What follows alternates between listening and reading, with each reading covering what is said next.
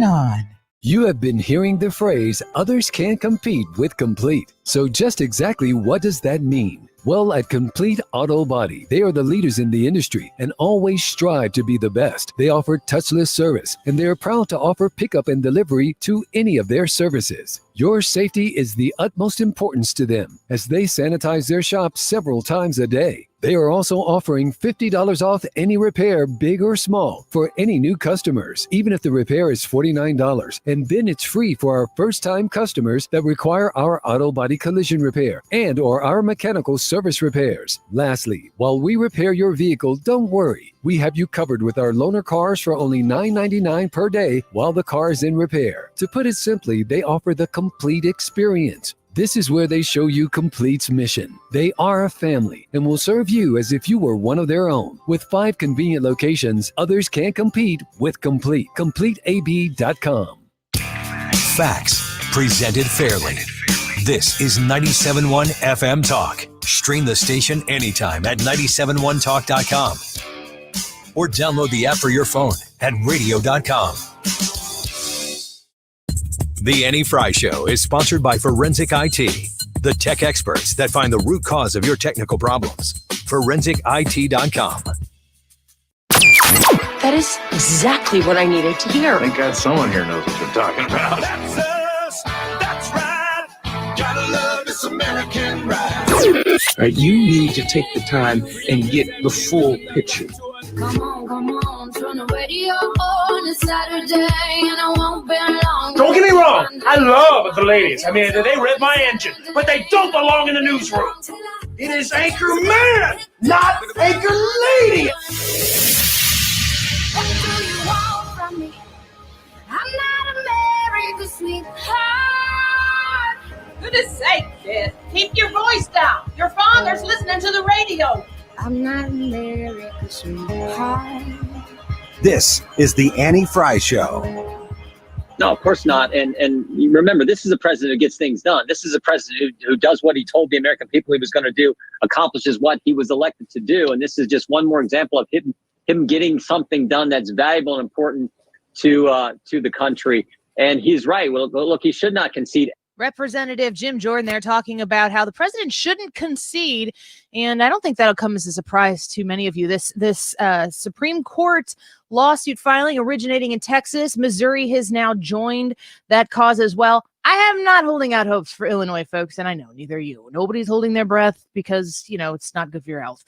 So we're watching as states across the union are joining this lawsuit, and we will see where it goes. I wanted to get straight to our guest here. Steve Cortes joins us, and I'm very excited to have Steve on the show with us. Trump 2020 campaign senior advisor for strategy. He also hosts a show on The Answer in Chicago in the evening. Steve, thank you so much for the time today. We really appreciate your insight on this issue. People want to hear what you got to say. Hey, you bet, Annie. Thanks for having me. So tell us, the timeline of what we have in front of us with these lawsuits. Yesterday was a day I saw YouTube is now telling you if you've got video, if you're putting videos up that have questions about the campaign outcome, they're going to push those out. They're only going to disseminate, specific information saying to the public, this is pretty much over. But you've been saying quite the difference. Right. Well, a couple of issues there. First of all, it's not over. That is clear. And December 8th, we were all told was some sort of deadline that is set in stone. And in fact, it is not. The safe harbor date is a guide, essentially, but it does not supersede the United States Constitution. No law can. Even laws that are rightfully passed by the United States Congress. So December 14th, likewise, is a time when the electors may vote, but again, it's not constitutional. They do not have to. So if the legislatures of these states do their job, and if they take real investigative looks at how the elections were conducted in their states and how illegal and unconstitutional they were, these legislatures have the full constitutional prerogative and right to determine who the elector should be any time between now and January 20th. Literally, the only deadline that matters constitutionally is high noon on January 20th. Now, it's obviously not optimal, Annie, for us to delay, deciding who the president is all the way until the last minute. But this is a highly, highly unusual election. I also, you mentioned YouTube there. I do want to just mention that issue as well. Of big tech too often in our country is starting to act like Big Brother, and the fact that they are suppressing and censoring free speech to the degree they are. The fact that YouTube, as of today, apparently is going to literally forbid the free flow of ideas, the free discussion of this election, which is highly contentious in this country, by the way. And our opinion, those of us who have grave doubts about the validity of this election, we are by no means some castaway minority. Polling shows us that 70 to 75%, depends on which poll you look at, of Republican voters believe that this election has been fraudulent and has been rigged. Overall, the number is slightly below 50%. Now, listen, I wouldn't care any if it was 4% of the American people, because I still think it's the truth. But the point is, we are hardly alone in this analysis, in this determination that there's something really untoward, illegal, and unconstitutional going on here. The fact that a company like YouTube, Google, Twitter, all of these big tech firms, the fact that they are censoring information about this is really reprehensible and anti-American. Yes, I completely agree. We're speaking with Steve Cortes, the Trump 2020 campaign senior advisor for strategy from Chicago, hosts a radio show there as well. The more that they press, when I see the effort that is behind the suppression of this information, we're pretty calloused to the mainstream media. You know what you're going to get when you tune into any specific channel. You know what you're not going to get, that's for sure. But the extra steps taken by social media right now. I mean, I saw that the president put on Instagram something about a remembrance of Pearl Harbor, and they fact checked it. Like, how do we move forward in a country like this? Obviously the election results are a huge concern, but this type of behavior is going to continue past January 20th, no matter what happens. Well, absolutely. And it could well be emboldened if unfortunately Joe Biden is able to complete the steal, because I believe that that's what's being attempted right now is a grand theft of the United States election. He is able to complete it and become president of the United States on January 20th. I think that situation of censorship will only get worse, because they will be greatly emboldened in knowing that they no longer have an opponent in the Oval Office, somebody who's going to fight against them, but instead somebody who's complicit and very willing to just roll over for them. Because that's really who Joe Biden is. He tries to play, and the media, of course, helps him. The corporate media helps him in this false narrative to play the game of, I'm just a boy from Scranton, and I'm lunch bucket Joe, and I'm here for blue collar people. The reality of his half century in the Washington swamp is that he has been a constant and dependable ally of big business, particularly as it relates to the outsourcing of American jobs all over the world. So big tech, like most big corporations, love Joe Biden because he has done their bidding in the Senate, his previous tenure in the White House as vice president, and they depend on him now, if he does indeed become president, to continue to do it. So I think that situation can only, unfortunately, get worse if Joe Biden does indeed become president of the United States. It's one of the many reasons, Annie, why a lot of us are praying and working really, really hard to count every legal vote, because we believe that President Trump won. And if we can indeed confirm that victory, and he is sworn in, as I think he should be rightfully on January 20th, one of the priorities for the second term, I hope and I believe, will be taking on big tech, because it's an existential threat to America's freedom, unfortunately. As Trump's 2020 campaign senior advisor for strategy, Steve Cortes, maybe you can break down this Texas case for us that's going to be somewhere before the Supreme Court soon. And is that the main strategy right now for the president? The president weighed in on this today, and because there have been a lot of cases, many of them by allies of the president, but not cases that the president himself or our campaign as an organization officially got behind. A lot of these cases we, of course, were in favor of, and we thought they had a lot of merit. For example, the Pennsylvania case from Congressman Mike Kelly that the Supreme Court unfortunately decided to not hear. I think they should have, but they made their ruling or lack of a ruling known yesterday. But regarding this Texas case, to answer your question, the president weighed in that he is actively interested in assisting this case, and it's significant. Look, when a group of states, and now it's not just Texas, some other states, including Missouri. So kudos to you guys up here in Chicago. There's obviously no chance of any support from any government officials in this area. But kudos to Missouri and other states that are now joining in. Some of them are actually officially joining the lawsuit. Some are just offering basically encouragement verbally. The fact that we're going to have a number of states suing other states, I mean, this is a significant issue, and it's the kind of issue that can really only be decided by the high court. So our belief and our hope is that it's going to be quickly adjudicated at the Supreme Court level in the coming days. And look, Texas has a serious claim here, and effectively it's an equal protection claim, saying that Texas did not illegally, unconstitutionally, at the last minute, use COVID as an excuse to change its election rules, whereas these other states, particularly the ones it's specifically naming, Wisconsin, Michigan, Pennsylvania, and Georgia, they did so, and they did not do it in a legal and constitutional way, meaning it did not go through the legislature. It was really just edicts coming from the governors and or secretaries of states of those respective states. And what they did was highly unconstitutional, and it violates the 14th Amendment, specifically the Equal Protection Clause.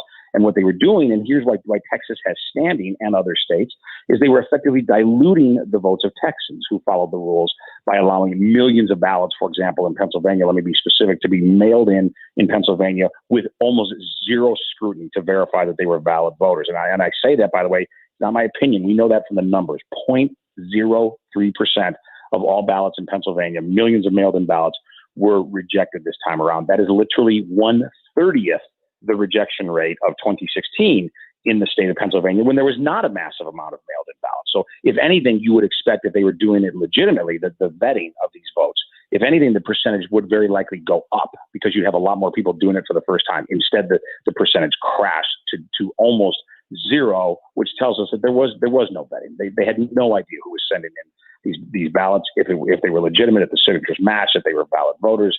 And so Texas has a really serious constitutional claim that these elections in these other states should not be certified. And here's what I would expect if the court does rule in Texas's favor. It's not that they're going to flip these states. They're not going to say, okay, these states now have to go to Trump. No, what they would do is say, here's the constitutional procedure for this. And there's precedent, and it's clear in the Constitution, is we now go to these state legislatures, and it's up to them to try to figure out a remedy. My guess is the fairest remedy they'd come up with would say our elections were so tainted that we cannot send electors, which, again, has been done before. Not optimal, but it's been done.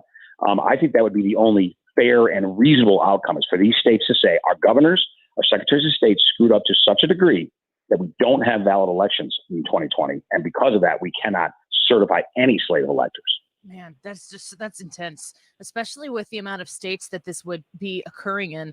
Just real quick before we let you go, I want to remind people we're speaking with Steve Cortes, the Trump 2020 campaign senior advisor for strategy. When you're looking at this, I encourage people to follow you on Twitter as well, at Cortes Steve, because you've been breaking this down in very plain words that even I can understand, Steve, which I appreciate. But when you're going through and you're talking about what is real, you can anybody can listen to the media. Some people are pretending as though there is absolutely nothing to be discussed. Other people are saying, folks like you, Steve, and anybody who's listening here on the Annie Fry show, that if you're buying into this, you're conspiratorial. I would suggest that YouTube and big tech is saying that because they're combing that stuff out. Do you really believe that there's a chance that the Supreme Court's going to take this up, that it's going to go back to the states, and that the states, I mean, there's a lot of ifs in that sequence. So you're saying there's a chance, basically? You think this is actually a possibility? Right, from Dumb and Dumber. So you're saying I have a chance to look to Lauren Holly? This is Dumb and Dumber sequel number 4 or 5 or whatever number we're on. Right, exactly. No, listen. Here's the reality, and I'm a realist with people. This is an uphill battle, clearly. Right, the odds are not with us, but that doesn't mean that we're not fighting, and it doesn't mean that we don't have a legitimate chance. We do. We have a legitimate lane. We are in the right here. I believe that we are literally fighting for the truth here. We're fighting for our republic. We have to fight. Are we going to prevail? Look, I don't know, but I will acknowledge, yes, to your point, Annie, a lot of things have to fall our way, right, and quickly for us to prevail. So are we going to prevail? I don't know, and I'll be the first to admit it's uphill, okay? But this president has engaged in uphill battles and won. Our country has before. We have to fight. We owe it to our country. We owe it to our voters to fight until we can't fight anymore. If it's a righteous fight, then it's a fight worth fighting. Yeah, yesterday we decided that this reminds us of the Happy Gilmore putt through the mini golf, like final putt, and then Shooter McGavin runs off with the Masters coat down the fairway. It feels like Joe Biden's running with the Masters coat. And just to remind everybody, Happy Gilmore does sink that putt. Nobody saw it coming, but he did it. Right. So yeah, back to the So You're Saying There's a Chance. Steve, it's a pleasure to have you on the show. We thank you for fitting us into your busy schedule.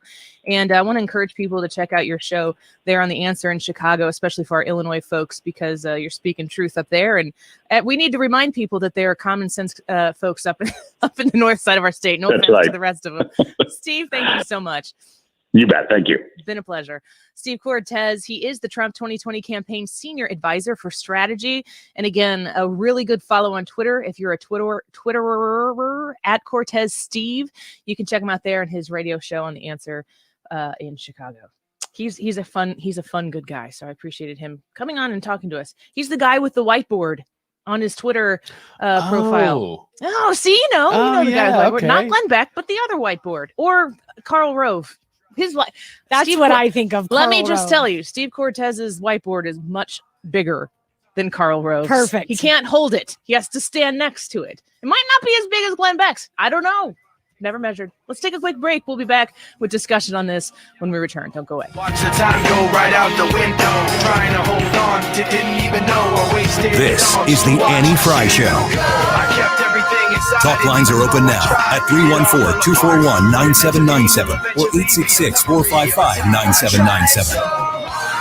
And got so far, but in the end, it doesn't even matter. Hey guys, Glover here. If you are nearing retirement or already retired, call Thomas Helbig with the Retirement Advisory Group at 314-993-9494. He'll show you how to participate in the market games without ever losing a penny. Thomas is the official financial advisor of the DGS. StumpySpirits.com. That's the website where you get to check it all out. I'm still super encouraging you to go visit the distillery. You are going to love this experience. They're open. You can make an appointment, and they will take you on a tour to show you how their spirits are made grain to glass, all right here in Columbia, Illinois. It is the coolest experience. You can even do some taste testing while you're there. 100% of the grain, corn, wheat, rye, barley, used to produce Stumpy's fine spirits is grown right there on the family farm. The water source comes from a limestone aquifer on the farm. Stumpy Spirits is extremely unique in that they're only one of 2 or 3 distilleries in the United States that grows the grains, distills the grains, and bottles their spirits on their family-owned farm. Stumpy's fine spirits are what are known in the wine industry as estate-grown and bottled, or, as Stumpy's likes to say, grain to glass. Reach out to them online at stumpyspirits.com to check out their amazing whiskey. I recommend the honey, but their all of their bourbon and their whiskey is delicious. You can also check out their unbroken original vodka, that peach vodka made with peaches from Eckert's. How cool is that? Like I said, learn about them on stumpyspirits.com, but you can check them out at any of the retailers around you, your local Schnucks Markets, Total Wine and More, Friar Tuck, Dirt Cheap, and other fine retail locations. Stumpyspirits.com. Get a pen because you'll want to write this number down. If your health insurance is making you sick, Tom Yakapin at New Era Health Plans has the cure. Open enrollment is here, but you don't have to enroll in a government plan. You have options. Call Tom at 855-296-4500. That's 855-296-4500. New Era Health Plans now has the new exciting Gold Health Plan. Unlimited teledoc at no charge, low inpatient deductibles, any doctor or hospital. Tom is an expert with over 30 years experience. He has helped small businesses, self-employed, small groups, and people paying too much for Obamacare or COBRA. Tom will help you understand your options. If you meet flexible guidelines for your coverage, New Era Health Plans will give you the best coverage for the best rates. Call 855-296-4500. That's 855-296-4500, or go to newerahealthplans.com. That's newerahealthplans.com. A quality plan managed and chosen by you, not the government. Visit Shane Company for meaningful holiday gifts. Our in-house design team creates unique styles of fine jewelry in every price range, exquisite symbols crafted with superior standards and made to last a lifetime. We have a variety of diamond infinity designs to symbolize your everlasting love. We're also known for our natural and vibrant rubies, which represent enduring passion. Or select a stylish necklace with a stone in her favorite color or her birthstone, so you'll always be close to her heart. Our jewelry consultants in the store and online will help you find something beautiful to put under the tree. Your gift will be a symbol of your love that will be treasured forever. Now you have a friend in the jewelry business. Shane Company and ShaneCo.com. Open weekdays 9 till 9, Saturday 10 till 8, and Sunday 11 to 5. Del Walmsley here. The first thing you're going to have to learn is until you stop expecting the politicians or anyone else to change your life isn't going to change. The only person who can change your life is you, but you need to know how. Listen to my show, the Del Walmsley Radio Show, where the hype ends and the help begins. You could be on your way to a better lifestyle and experience the life of your dreams. Tune in to the Del Walmsley Radio Show, where the hype ends and the help begins. Weeknights at 7, right here on 97.1 FM Talk. Hello, home lovers. Let's plan an awesomely successful visit to your lovely home with samples and ideas for stylish, elegant custom window fashion, designer fabrics, drapery, blinds, shades, and shutters. Just contact Michael at proctordrapery.com. 7 days. It's Proctor, spelled like doctor. Proctor Drapery, the best in town. No finer window fashion can be found. Call for an appointment at your home. Spell Proctor like doctor. The latest local forecast and severe weather coverage you can count on from the name in St. Louis weather. This is 97.1's Chief Meteorologist Dave Murray. On 97.1 FM Talk. Powered by Air Comfort Service.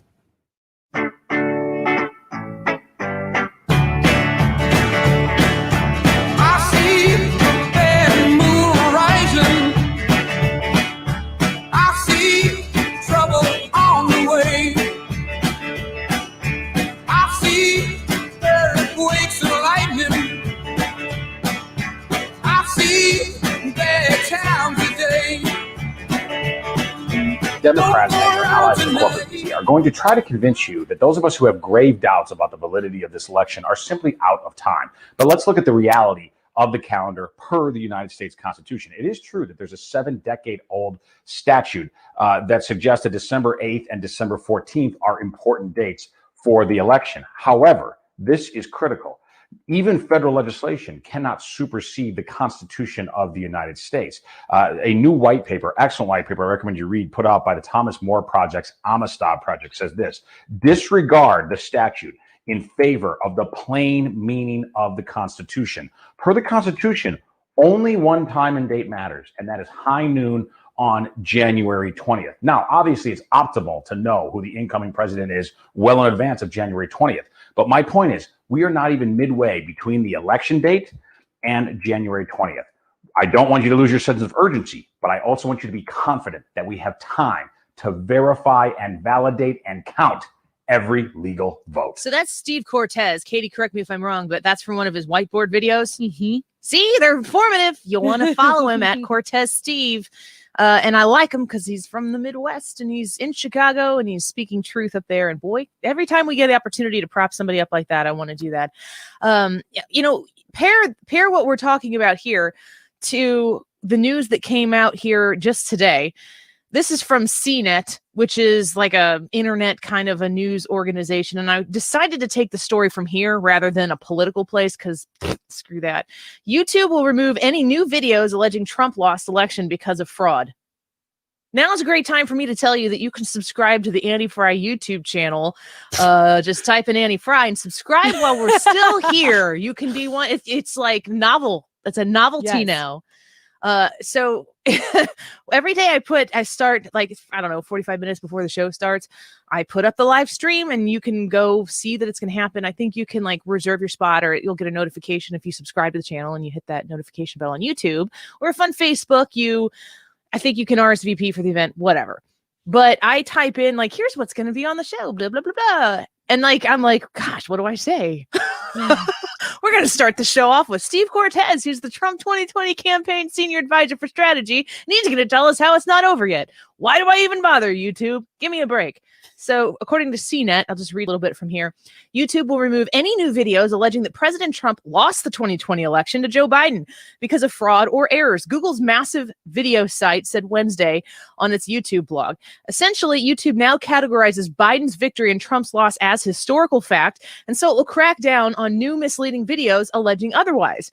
YouTube noted that its policies already prohibit videos alleging that fraud or errors change the outcome of a historical U.S. presidential election, but, quote, in some cases that has meant allowing controversial views on the outcome to process of counting votes of a current election as election officials have worked to finalize counts, end quote. Now that enough states have certified the results to determine Biden as president-elect, YouTube will remove any piece of content uploaded Wednesday or afterward, quote, that misleads people by alleging that widespread fraud or errors changed the outcome of the 2020 presidential election, end quote. So if C-SPAN has a Supreme Court hearing, are they going to not allow it? Oh my God. Take a seat, Supreme Court, Amy COVID Barrett. You just sit down. You don't matter. I'm YouTube. I do what I want. Like, what is this crap? Can you believe this? Yes, of course you can. That's a great point. I mean, I even think about the fact that if you're actually covering like legislative news. You can't be on YouTube anymore. Unbelievable. Is this the most controversial thing that's on YouTube? Absolutely you not. could see some insane things on YouTube, but we're taking it too far when you suggest that maybe pulling suitcases out of underneath a table after everybody's sent home, which, by the way, has not been debunked yet, that's somehow questionable. Stop it! Like, it's gaslighting 101. It might even be gaslight 100. It might be the entry level to gaslighting 101. It is unbelievable to me how much of a control of information that needs to exist, because here's the bottom part of this that is the most frightening of all, is that they don't trust you with information. That they don't trust you with the ability to see something and go, well, that's kind of far-fetched. Just like when I'm talking to Steve Cortes, I'm like, first, you'd have to have a success here. Then you'd have to have a success here. Then it would have to go to the states. And then the state legislatures would have to do this. Like, you're really saying there's a chance here? And he's like, it's an uphill battle. He understands, because I'm not going to sit here and lie to you about what we're expecting to have happen here. I've been very straight-laced this entire time that I anticipate Joe Biden being the ultimate winner of this. And I do think it's totally sketch. I do look at what happened, and I think that what took place is that these states, especially states like Nevada, that allowed massive absentee ballots to be mailed out to everybody. Everybody got one, even people who weren't Nevada voters. They successfully garbled the system before Election Day so that it wouldn't be auditable, so that it was too confusing. It's too big of a mammoth problem to go back and undo, because how do you do that? How would you even go about? The way we voted was unprecedented. So the way to go back and check it is clearly unprecedented. Al's holding on the line. Let's get to Al's phone call here. Al, thanks for calling the show. Hey, Annie. Hi, Al. I never get to talk to you, but you say a lot of things. All right, so I'll get to it. You say a lot of things about we need to be more acceptable of the other's opinion about things, the other side. And all you ever have on is people that agree with you. And as far as this election, I know that you're not here to agree with me, and I put you on, and I didn't even give the numbers out. So you have the station's phone number memorized, and every time you call, you challenge me, and I just put you on. You're the first call I took today. Well, that's great, Annie. But the point is, this is not going to end well. Trump is not going to win. He lost. And the sooner, I don't know if you believe he won, but he lost. I mean, you could have an election challenge for Hillary. She lost. She should have challenged all those illegal votes. She did. She filed What seats about all all those over the illegal place. votes? Huh? What about all those illegal votes that were cast for Trump back when he won? I have not heard of these. Where did they come from, Al? What information do you have, and are you allowed to put it on YouTube? Well, they didn't come from anywhere, because the same as this, we have a president who is sour grapes. He lost. He didn't really think he was going to lose. He had all the Republicans for him. But of course he thought he was going to win. Al, if you listen to everything he was saying at the 5 rallies he was doing a day, he said he laid out exactly what he expected to happen, and it's what happened. So I think he did. I think he did fear the possibility that he could lose. He was going to lose because enough people were fed up with his form of leadership. But That's I'll why tell he you lost. But Al, hold COVID on. lost it. Al, if enough people were fed up with his leadership, why did he get 10 million more votes? I mean, I don't know. Why did Biden get 7 million more than him? Because I think that In the end, Al, the let's have a total in the end. conversation about this. If you want to ask me a question, let me answer it. I think that it's possible. Let's say that everything is on the up and up. I will allow this conversation now to go into the reality that you think exists, that I'm not necessarily disagreeing with. I don't know what happened. I'm just sitting here waiting to find out. And I have advocated from the very beginning that we need to wait and see. And I have said from the very beginning that I think Biden's going to come out on top. And I get criticized from that from some of my listeners because they don't feel like I'm supporting Trump enough. So I get it from both sides. But here's the thing, Al, if you can't criticize Donald Trump's administration as if enough people finally woke up when he gets 10 million more votes this time.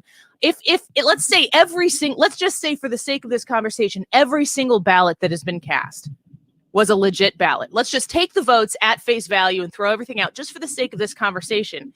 I do think it's possible that Donald Trump won 10 million votes to 10 million people over to see that he actually had policies that were really good for this country. And I think that he might have ticked off however many more people voted for Joe Biden. I think it's very possible that the people who voted for Joe Biden hated Donald Trump that much. I think that's within the realm of possibility, but I don't know, which is why I just want to wait and see what happens.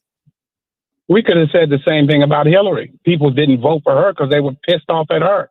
Oh, and they I'm one voted of for them. Yes, hi. Okay. Annie, party of one. So that's the reality of elections.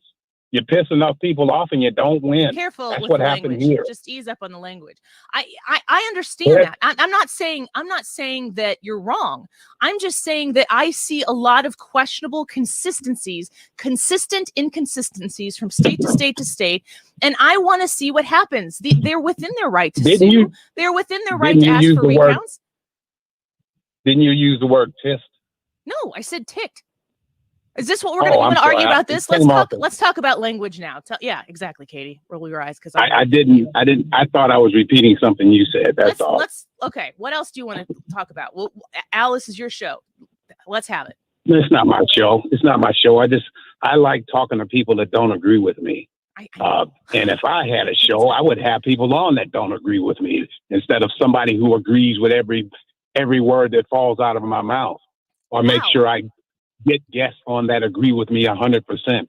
Al, I have people who come on who give context to what we're talking about on a national scale and on a local scale on a regular basis. I have a worldview. You have a worldview. They're both valid. Mine is no more valid than yours is, which is why I have you come on the show here. Thank you for calling. Yeah, but I'm not an expert.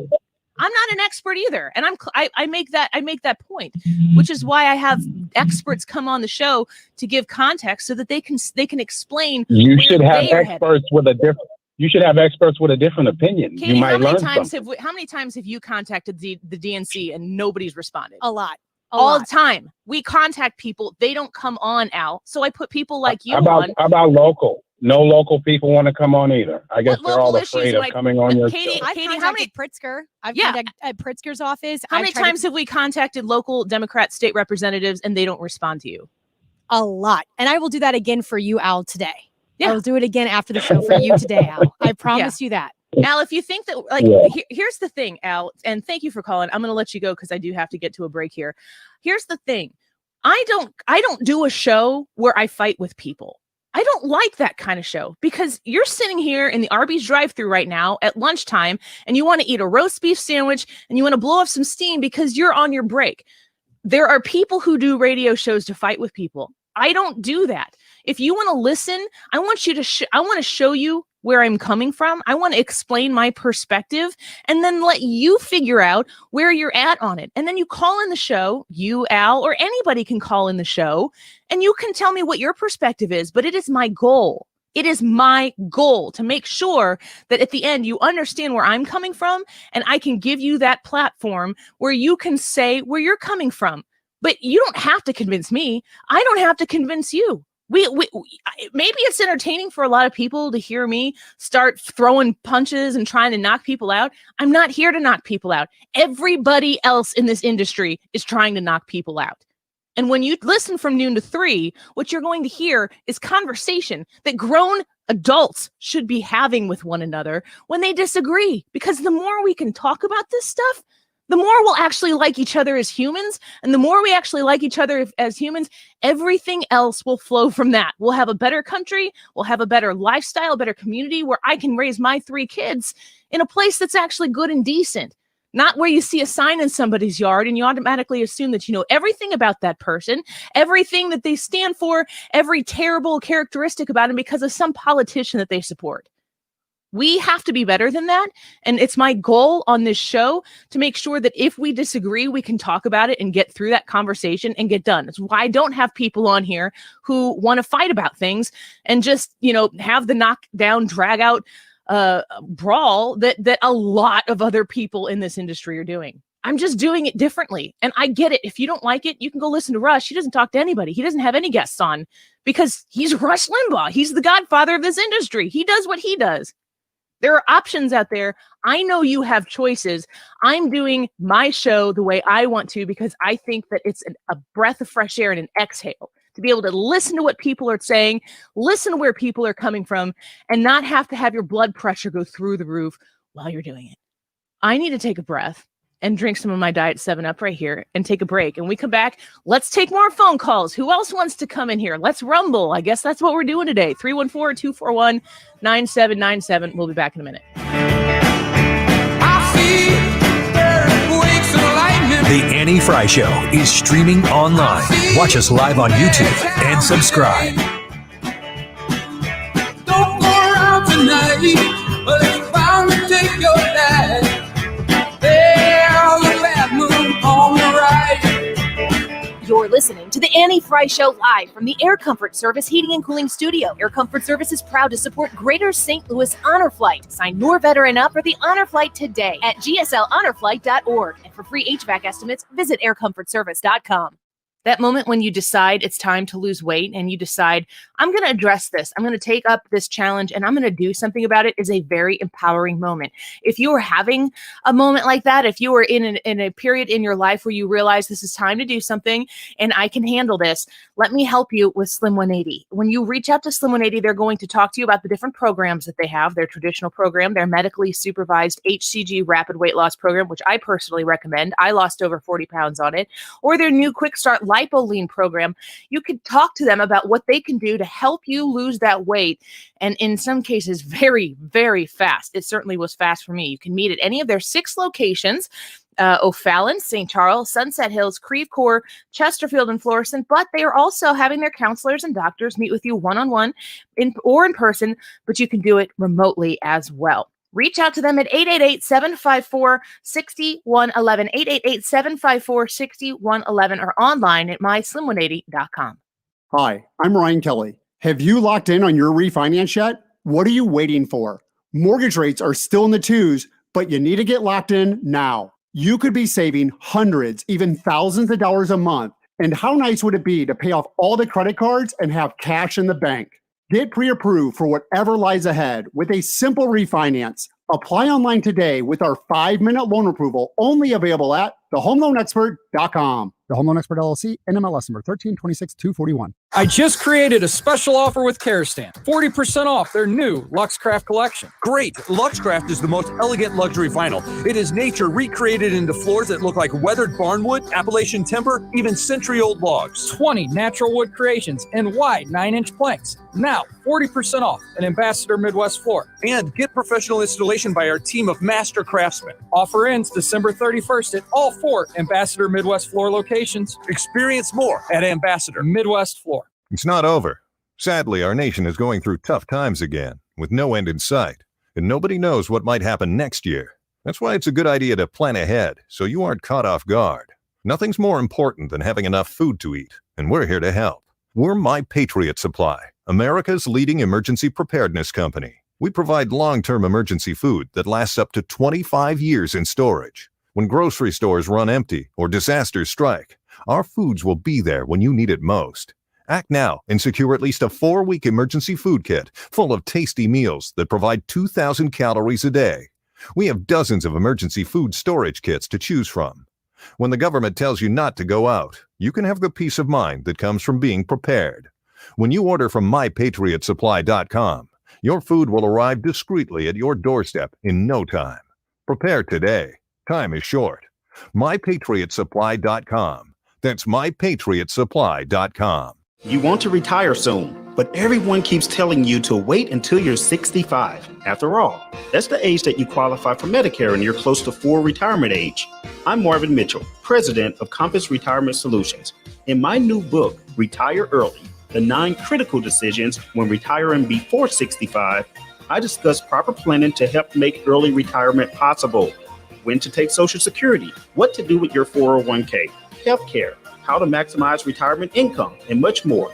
Get a complimentary copy of Retire Early by calling 1-800-743-8510. That's 1-800-743-8510. Can you retire early? Call 1-800-743-8510 for your copy of Retire Early, The 9 Critical Decisions When Retiring Before 65.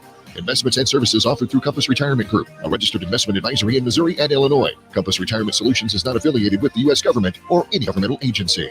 You can ask your smart speaker to play 97.1 FM Talk for information with perspective. Although you don't have to say all the tagline stuff. Just say, play 97.1 FM Talk. Powered by Dell Technologies. Call 877-ASK-DELL.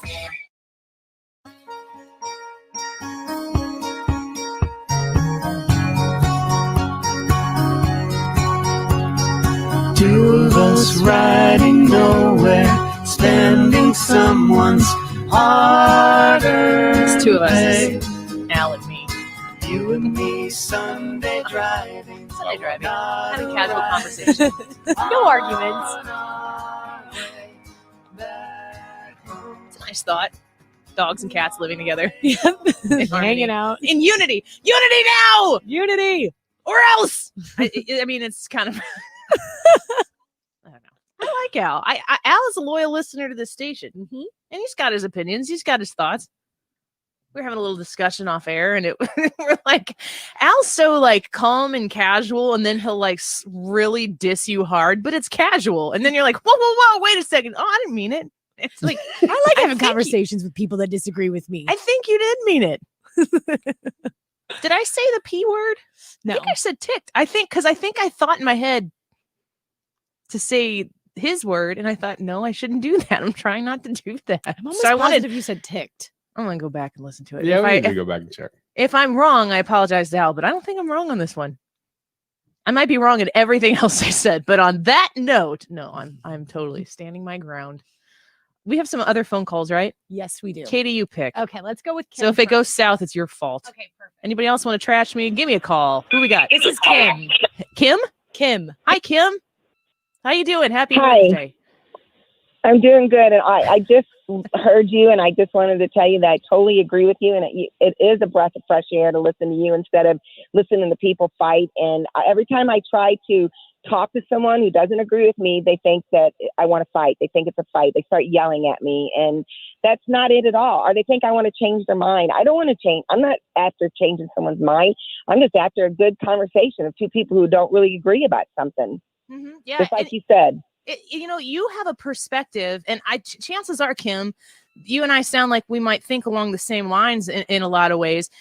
I feel pretty misunderstood. I feel as though if you identify yourself as a Republican, you're kind of outing yourself as a bunch of terrible things. That's not the truth. And if you could have good conversation about it with people and say, can I tell you a little bit about myself? And I'm not here to change your mind about anything, but I want you to know a little bit more about me.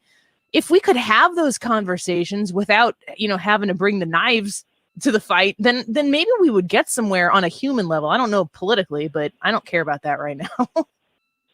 Yes, and I also want to hear about what people who don't agree with me, where they're coming from and what they're thinking. I want to hear it and see if I can, see where they're coming from, and it's not just that I want to change their mind or argue with them. Yeah. Kim, thank you for listening to the show. We appreciate you being out there. Oh, you're welcome. I love it. Bye now. Thank you, Kim. I mean, Ryan, have you ever opened yourself up to a conversation with somebody where you knew getting into the conversation, whatever the topic was, that you're not really on the same page, and you listen to why they think about it, and then you might understand, or how they think about a particular issue, and you might understand because you know them personally. Well, I could see how they came to that conclusion. But this actually makes me feel even more confident about my position on the issue. You can still understand somebody more, but it's not to change your mind. It's just to understand where each other is coming from. Yeah, and there are people you can do that with, and there are people that you can't do that with. It's great to have conversations because I'm obviously conservative. I have liberal friends who, before kids anyway, they take up all my time now. But we used to have longer conversations about issues and just talk. But there are some people who honestly, when you approach them to talk about something that you're on the opposite side, and not just politics, I mean anything that you just have a disagreement about, some people, I think because of human nature, they're fight or flight. They're going to either run away from that or they're going to go fists up. It doesn't have to be that way if you approach it just from a loving standpoint. Bradley on Facebook said, I did go back and listen. Annie said ticked, but she did pause to avoid the other word. That is exactly how I remembered it. You got it right. in Al's defense, I wanted to go down that route, and this isn't even the worst of words that we could say. I'm just trying to be conscious of it. I said, it might have been that word that I said one time, and somebody messaged and they're like, I thought I could trust your show in my car, and that was it. It was it. Mm-hmm. Yes. And I was they were like, I thought that my daughter could look up to you as a role model. And I was like, well, crap. I mean, darn. I said that word to my pastor once, and he just listened to everything I was saying, and at the end he goes, "Don't say that word with me." You got called out by your pastor? Yeah, back in college, I did. Well, Yeah. okay. What else? Who else we got, Katie? You wanna put Let's somebody go to else on? Phil. All right, Phil. Phil, thanks for calling the show. Hey, thanks for taking my call, Annie. People like Al, where does he expect us to go? Andrea Mitchell Radio, CNN, MSNBC. Yeah, they're all bastions of equality, aren't they? Yeah. So, guys like Al and Democrats, they don't like it when they hear something different from what they think. That's the Democrat Party nowadays. You only have to look around for the last 3.5 years to figure that one out. So Al has no credibility to me. And I do want to change people's minds when I talk to them when they're on the opposite side. That's why I'm talking to them, is to try to get them to change their minds, because I think I'm right. They may think they're right. You can take it for whatever you want. I do want to change their mind, or else I don't even need to talk to them. Hello? My brother is the biggest liberal there is in this country. Have you Lives changed in his mind Southern yet? California. Pardon me? Have you changed his mind yet? Absolutely not. And when we talk, and when we talk, Do you he still love thinks each he's other? going to change my mind. But it doesn't happen. But we talk about it, and then as a typical Democrat that he is, he'll either hang up on me or just cut it off because he can't take the other viewpoint. That's the Democrat Party nowadays. We all get it. We all see it. It's not a secret anymore, Al. Phil, Thanks, thank you Annie. for the phone call. I appreciate it. Walk away from every conversation with your brother feeling We are like airing our grievances There's today. there's how we do it on the show, and then you can go the Phil method, which is honestly, I mean, I might be in the vast minority in the Andy Fry Show audience for not being like, I'm here to change your mind. I I know that. I don't know. It's too much. It's not too much work. It's too much work with such a little amount of payoff. I feel like the more I invest in trying to change someone's mind, the more I am making their mind up for them to stay where they're at on a specific issue. Because it's not about like, I feel like, and this could be totally, honestly, very generational as well. Like when you look at, I'm a millennial. You could call me a centennial because I'm an elder millennial, which is something that a millennial would say. But, when you look at my age group and you see that we've been a part of this information superhighway path for the majority of our lives. I got the internet in my house, I think in 7th or 8th grade, but I mean, it was not the internet that we know today in any capacity. I don't even think that really existed until I was in college, really. The internet, I didn't have internet on my phone until I was in college. So, the idea that the internet was just like a third appendage or something like that didn't exist for me until I had completed high school. But for anybody who's getting to be younger than that, Katie, have you known internet less life? No, I have not. And you're in your late 20s. So, I mean, when you think about people who are out of college, who have mortgages, who are starting families, we've always had all of this information at our hands. And there's no, I don't know how Phil might be 22 years old. I don't know how old Phil is, but if you wanted to talk about something when I was in high school or before that, and you thought you knew something, you could go to town on that. Nobody was going to correct you. How are they going to correct you? You just double down and you go in and that's the way it is.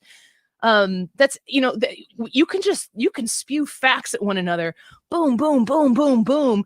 And there's so much information available to you that you can really pick and choose what you put out there to create a story that backs up where you are and what you believe.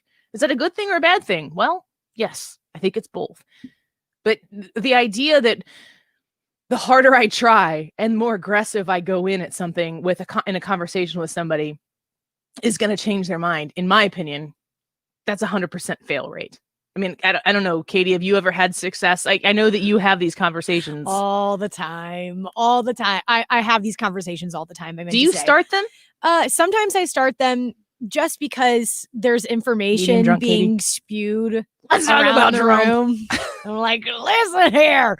But it's not to win the argument. It's to bring a different perspective to light. That's all that is. Especially in your circle where your perspective might be in the vast minority. Correct. Listen here, I've talked to George Papadopoulos. Like, I've heard him. No, really, I have. his Do you know email. who Yeah. Papadopoulos is? Heather says on our YouTube channel, which is good to find out we're still on YouTube as of right now. You should come join us before they squash us. She says, I don't preach, I ask questions. Heather, that's my game. Ask the questions so that when they have to answer it, they don't like the answer that they have to give. I think that is an A+ way of going about it. Quick break. When we come back, Deroy Murdock's going to join us and Tim Jones as well in the next hour. We'll be right back. This is Happy from Hardee's. Listen closely. Do you hear that? That's the sizzling sound of 2 1/3 pound juicy Angus beef patties stacked with 4 strips of bacon on the Monster Angus Thick Burger. You're getting hungry for the bacon. You're driving to the Angus beef. But wait, don't take your eyes off the road for the monster. When I snap my star fingers, you'll pull into the nearest Hardee's and order the Monster Angus Thick Burger. Feed your happy. Available at participating restaurants. Price and participation may vary. Liberty. Liberty Mutual Insurance Company customizes your home insurance so you only pay for what you need. As a minimalist, paying less for insurance is more. Nice place. Is your house a bubble? It's a dome. I find corners unnecessary. At Liberty Mutual, that's how we feel about overpaying for insurance. But I do miss having shelves. What would you put on them? Nothing, obviously. Only pay for what you need at libertymutual.com. Liberty, liberty, liberty, liberty. Dell Technologies' end-of-year sale is the perfect time to upgrade tech for your business. Save big on the latest computers powered by Intel Core processors for your small business. And don't forget to shop servers, storage, and thousands of top brand electronics, all with free shipping. Call a Dell Technologies advisor who can help you find the right tech for your business needs at 877-ASK-DELL. That's 877-ASK-DELL. Building a house in the Metro East? Well, let me introduce you to C8 Jones. These people are so good. They're great people. I've met them. I've spent time with them and enjoyed learning their process, learning how they help their clients get the house that they want and maneuver the budget around so they can really stretch what they can do and build their potentially forever home. It's cajonesinc.com, and CA Jones is the largest Metro East home builder in the area. You can call them at 618-777-6080. That's 618-777-6080. Ask them about their CA Jones Easy Buy program. No 20% down, no interest payments while your home is being built. It's an amazing way to get into the process, and it takes out some of those headaches that traditionally come with a traditional construction loan. Call or text 618-777-6080 or visit them online at cajonesinc.com to schedule your appointment to speak to a home specialist about building your next home. CA Jones has so many amazing examples on their website. Browse through them, see the pricing on them. They have nothing to hide, lots to be proud of. Online at cajonesinc.com. 97.1 FM Talk is on the radio and online on your smart speaker, on your phone, and streaming anytime at 971talk.com. Find it all at radio.com. 97.1 FM Talk. KFTK FM Florissant, K254CR St. Louis, driven by the Bommarito Automotive Group. 97.1 FM Talk, a radio.com station. Ramping up for the first vaccine. I'm Lisa Brady, Fox News. On the eve of a highly anticipated hearing, there is pre-positioning of supplies and some reassurance in the U.S. after a few patients had a reaction to the shot overseas. Fox's Evan Brown has more live. Yeah, Lisa, tomorrow the FDA will meet to discuss the potential emergency use authorization of Pfizer's coronavirus vaccine. Officials here are aware of the 2 UK cases in which people had an allergic reaction. Dr. Monsif Salawi is the Operation Warp Speed Chief Medical Advisor. But of course, the FDA will make those decisions that tomorrow this will be part of the consideration. And as in the UK, the expectation would be that subjects with known severe allergic reactions should not take the vaccine. Meanwhile, the military says they're ready to begin distribution, and they're already staging supplies like syringes and alcohol pads in each state. Lisa? Thanks, Eben. Canada approving the Pfizer vaccine today. The vaccine, which has an efficacy rate of 95% after 2 doses, according to drug makers, has already been approved by the United Kingdom and Bahrain. Canada is set to receive up to 249,000 doses this month, at least 20 million of these through 2021. And people there could start getting the shots within days. Fox's Lillian Wu. President-elect Joe Biden is formally introducing his pick for defense chief, retired General Lloyd Austin, who would make history as the first African-American U.S. Defense Secretary. But he's facing some early pushback from a few Democrats in Congress over the need to grant a waiver since he's been out of the military for less than 7 years. One of the food delivery companies that's done well during the pandemic, DoorDash, has just made its Wall Street debut today. The stock quickly soaring nearly 80%, but there's a sell-off overall. The Dow's down more than 100, the NASDAQ over 2%. America's listening to Fox News. Do not hire Franklin & Sons Electrical. The guy told me he'd shrink my monthly bill, and I'm like, dude, it's too small to read as it is. No matter how hard you work for your small business, online reviewers will find something to complain about. Then he's like, where's circuit breaker? I'm like, bro, I didn't break anything. And while Progressive can't save you from these trolls, we can help you save money on commercial auto and business insurance. He told me I had a blown fuse. It's called a short fuse, and yes, I do have one, so watch yourself. Get a quote online today at progressivecommercial.com. Progressive Casualty Insurance Company, affiliated and third-party insurers. Dell Technologies' end-of-year sale is the perfect time to upgrade tech for your business. Save big on the latest computers powered by Intel Core processors for your small business. And don't forget to shop servers, storage, and thousands of top-brand electronics, all with free shipping. Call a Dell Technologies advisor who can help you find the right tech for your business needs at 877-ASK-DELL. That's 877-ASK-DELL. Air Comfort Service Heating and Cooling Weather with Chief Meteorologist Dave Murray. Looking for a mix of clouds and sunshine on this Monday afternoon, but it stays chilly. 45 will do it for the high tonight. Clear and cold down to 28. Tuesday, lots of sunshine, 49 degrees. Plenty of sunshine. Looking for a high of 59, 60 each day, Wednesday and Thursday. Warmest part of the week will be Wednesday, Thursday. Warmest part of the day around 2 o'clock. Rain coming in on Friday. This is 97.1 FM Talk Chief Meteorologist Dave Murray. Hi, this is David Dobbs, the owner of Dobbs Tire and Auto Centers. This season, I and my family, along with more than 600 associates, we wish to extend to you and your family our very best wishes for a wonderful, happy holiday season and a healthy, happy, and prosperous new year. Hey guys, Glover here for my friends at ThrottleNet.com. So it's crazy time at ThrottleNet. They are IT geniuses, but they are a little bit nutty. Right now, they will pay you $250 for a conversation about your IT support because they value your time during the crazy pandemic. They'll give you the first 30 days for free, no charge for all of their services. And then they'll pay you another $1,000 if you decide to leave in the first 30 days for your trouble. They don't anticipate that you're going to leave, but if you do, they'll shake your hand, they'll put you back where you were, and they'll write you a check for $1,000. It is completely no risk, and they reward you for your time and for your effort. They are the best IT shop in the city, named number 1 5 years straight. They are good guys. Like I said, they are geniuses at protecting you, but they can communicate. They don't stare at their shoes. They look you in the eye, and they tell you what you need to know. ThrottleNet.com/971. At GEHA, we believe that possible is for everyone because possible isn't perfect. It's progress and persistence. Fun and fulfilling. Whether it comes in giant leaps or small steps. And with a wide variety of medical and dental plans designed for federal employees and their families, GEHA is here to help. With open season happening until December 14th, now is the time to choose your possible. Learn more at GEHA.com. Ugly, boring, embarrassing. If this describes any of your bathrooms, you're in luck. Right now, Mosby Building Arts is offering 10% off semi-custom bathrooms or no payments, no interest for 12 months. With Mosby, you'll soon be enjoying an updated bathroom that could only be described as perfect. Call Mosby at 314-909-1800 or visit callmosby.com before December 15th to take advantage of these savings. Mosby Building Arts. Home never felt so good.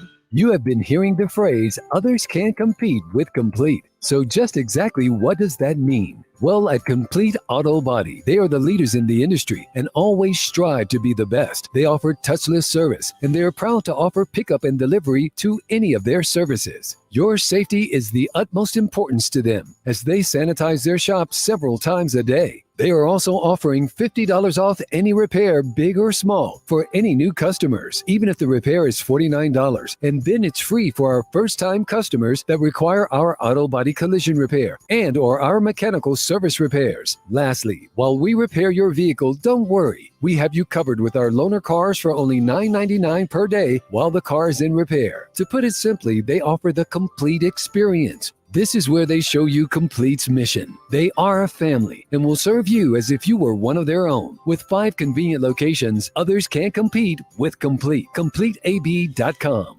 Hello, fashion-conscious home lovers. Let's transform your lovely home's sense of fashion with the most beautifully current and stylish chic designer window treatments. Just contact Michael for an in-home visit at ProctorDrapery.com. 7 days. It's Proctor, spelled like doctor. Proctor Drapery, the best in town. No finer window fashion can be found. Call for an appointment at your home. Spell Proctor like doctor. Critical thinking for critical times. The free exchange of ideas. This is 97.1 FM Talk. Download the radio.com app and stream the station wherever you go. The Annie Fry Show is sponsored by Forensic IT, the tech experts that find the root cause of your technical problems. ForensicIT.com. That is exactly what I needed to hear. Thank God someone here knows what they're talking about. That's us. That's right. Gotta love this American ride. Right, you need to take the time and get the full picture. Come on, turn the radio on. It's Saturday and I won't be long. Don't get me wrong, I love the ladies. I mean, they rev my engine, but they don't belong in the newsroom. It is Anchor Man, not Anchor Lady. What do you want from me? I'm not America's sweetheart. Goodness sake, kid. Keep your voice down. Your father's listening to the radio. I'm not America's sweetheart. This is the Annie Fry Show. And unfortunately, what has D.C. done about it? Basically nothing. I mean, nothing. They've just looked the other way. That's Senator Hawley talking about China, these revelations of the spying that took place. And Senator Hawley's been outspoken on this, certainly leading the charge on Washington, D.C., on Capitol Hill. And we're very grateful to have him doing that. I want to get to our guest here, Deroy Murdock. He's a Fox News contributor. He's on with us each week, and we're grateful to have him back. Hope you're having a good holiday season, however we make it here in 2020. Deroy, good to have you back.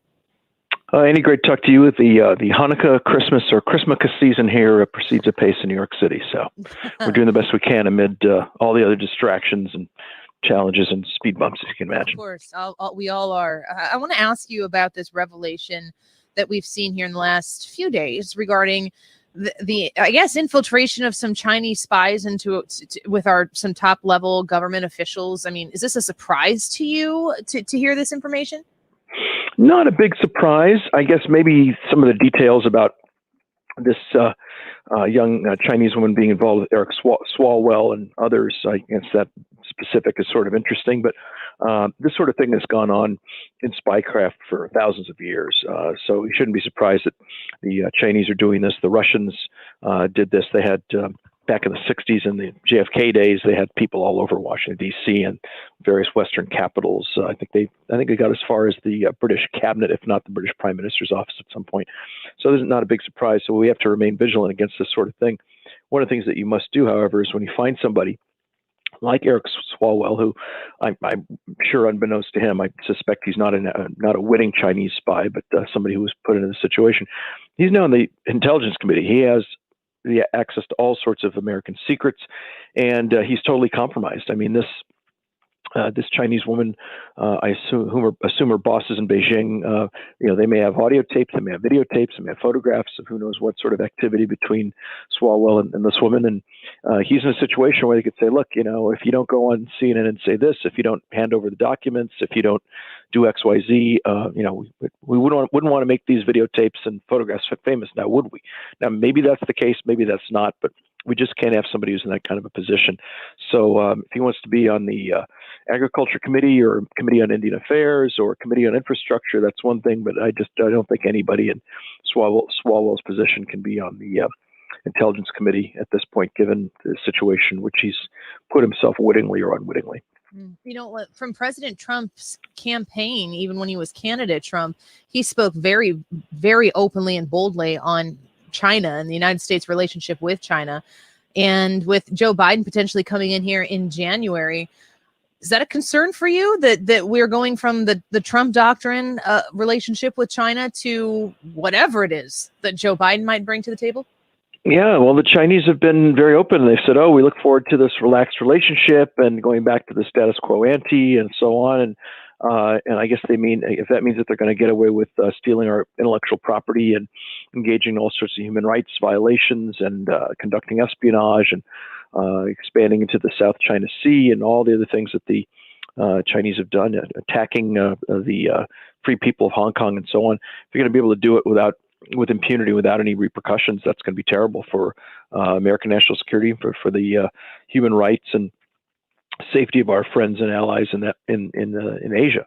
Not a good thing at all. So I hope, in fact, that the litigation and challenges lead to President Trump being reelected. But if, in fact, it is President Joe Biden as of next January 20th, I imagine that the folks in Beijing are going to have a huge sigh of relief and look forward to, if not business as usual as it was before, at least something much easier than it's been. And I have to give President Trump tremendous credit for standing up to the Chinese threat, recognizing it and talking about it from when he first started running for president all the way until today. And I think that's why they've behaved themselves a bit better than they have lately. I think that they know that they're pretty much being watched. And if that pressure goes away, I think they're going to go right back to the way they behaved before, probably even worse. Deroy Murdock on the phone with us, Fox News contributor. Deroy, in late January, we're going to be faced with one of two realities. Either we're going to have another President Trump term or we're going to have a Joe Biden term ahead of us. In either of those scenarios, there are a whole lot of lawsuits going on right now concerning election and voter fraud. In one scenario, if Trump is president, obviously it seems as if he's going to really attack those things. But do they go away? Or do they still go through the courts? And, is there still repercussions if Biden becomes president? That's a good question. I would assume if Biden becomes president, I think these lawsuits pretty much become moot. I mean, they're really about whether there have been lack of equal protection in one state versus the other, or votes being counted one way for people who actually show up at the polls versus people who send in mail-in ballots and all that. I imagine most of this stuff is just going to be decided one way or the other in the next week to 10 days, or certainly before January 20th. But regardless, the whole problem of vote fraud and shenanigans at the polls will remain. It's been a problem before President Trump. It will remain a problem January 20th, whoever is in the White House. And I hope we stay on this. I mean, if one of the very important reasons to have Senators Loeffler and Perdue, the Republicans, reelected in Georgia, is if the Republicans maintain control of the Senate, they actually can hold hearings on all this, get to the bottom of this stuff, and bring in, they ought to be doing it right now. I don't know why it's not happening now, but if it's not going to happen now, at least if it happens in January, we can bring people in, have a very deep look at all this that's gone wrong, and document everything that happened in this election. We may find out that this election, in fact, was stolen. We may not know it until after it's too late to do anything about it, since the clock is ticking very loudly. And also, I think the Republicans, conservatives, and even honest Democrats have got to be pushing for a situation which everybody, left, middle, right, can say, all right, my candidate won or my candidate didn't win, but at least I have faith in the system and the process. But when you've got all these mail-in ballots being dropped off from who knows where, who knows if the signatures don't match, they're put into these vote collection boxes that are not monitored. Nobody has any idea who's dropping the ballots off there. Dead people voting, people under 18 voting, people who live out of state voting, People who've moved away, if not out of state, then at least to another city or county, voting in their own locations, ballots just being thrown around all over the place, even including in the garbage. This is it's a shameful, below third world situation. I've been to third world countries that have more reliable vote systems than ours. In Ghana, in South Africa, when you go to vote, you've got to show a voter ID card. If you don't have one, you don't vote. In Mexico, you got to show a voter ID card. So we like to think of ourselves as Earth's sole surviving superpower. We've got this beautiful, high-tech, modern voting system. We have an embarrassing, humiliating, reprehensible vote system, and this thing needs to be cleaned up no matter who's president. I don't think the Democrats have any interest in cleaning it up because they know that in a loosey-goosey situation, they're always able to find ballots magically, weeks and weeks after the polls closed. In fact, they just found a bunch of ballots up in upstate New York, Claudia Tenney's district. She was, I think she's up by just a grand total of 12 votes.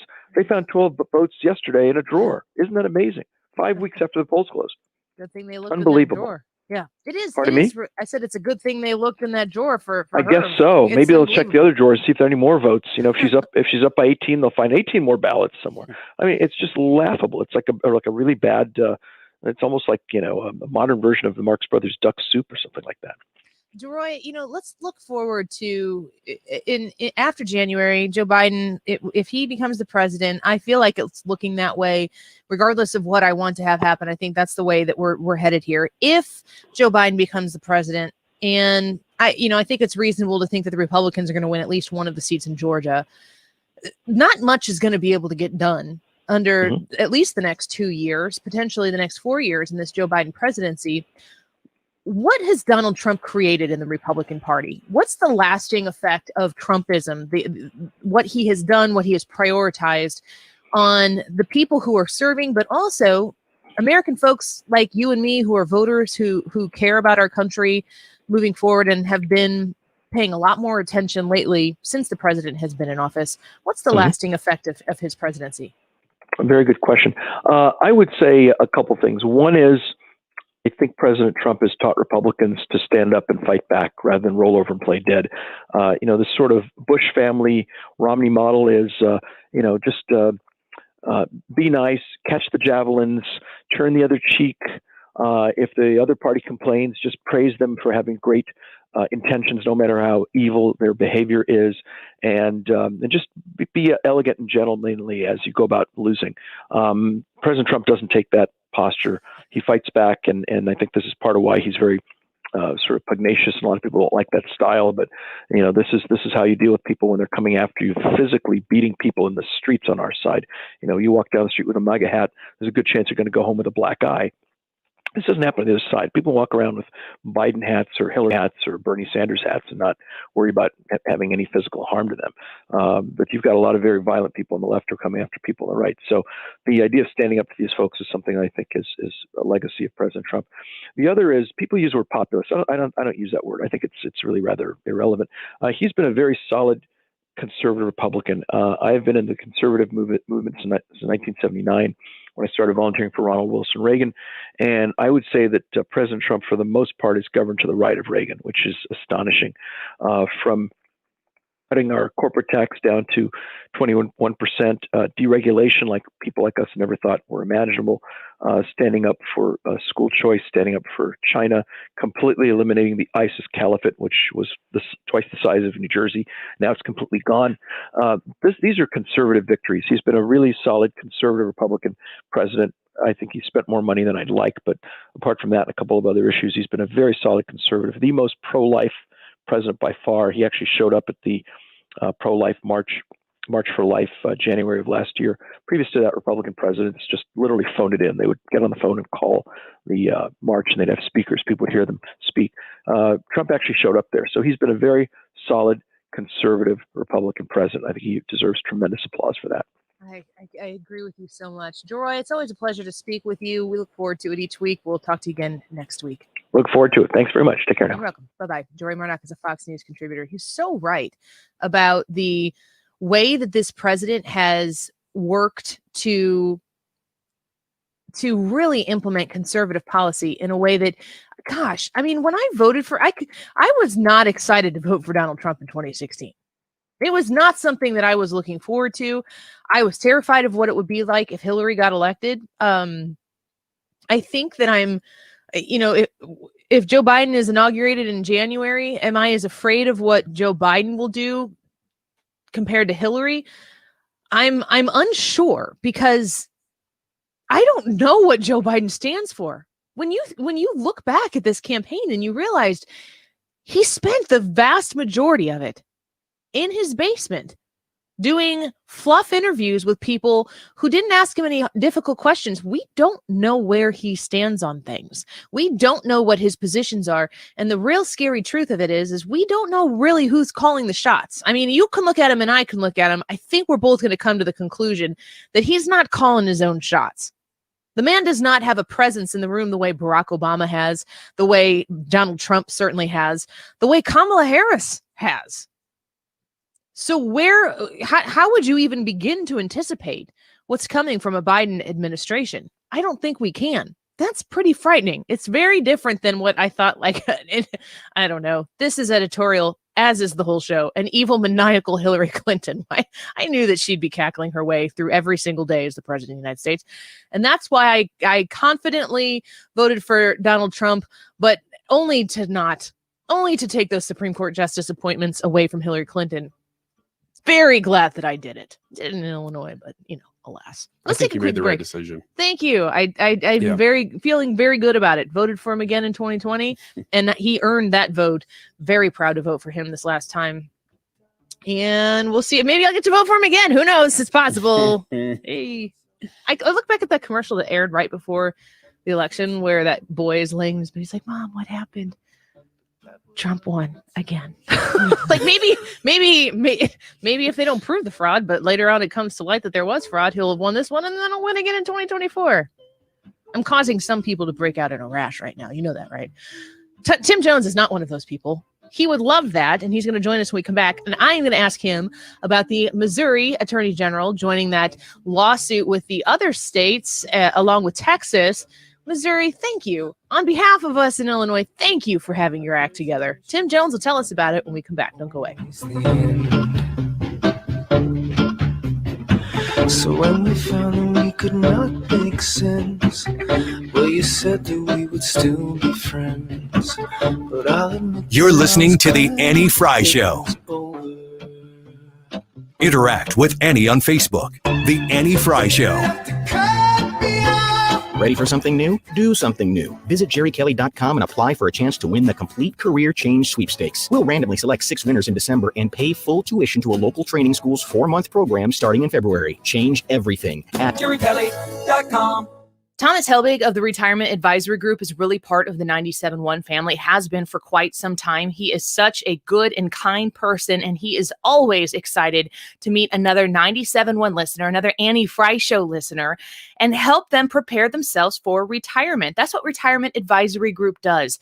They get you ready to go into what is something you've probably been waiting for years and years. You've been saving and you've been working very hard and sacrificing to make sure that when retirement time comes, you are there and ready to support it with the finances that you've set aside. Thomas Helbig can prepare you to shift that strategy of accumulation over to the preservation of the assets that you have accumulated over time. Thomas Helbig would like to offer you a no-cost, no-obligation retirement review with Retirement Advisory Group. He's going to show you strategies that he uses to protect your retirement savings. And he'll also make sure that anytime there's a market recovery, you're going to still share in that growth.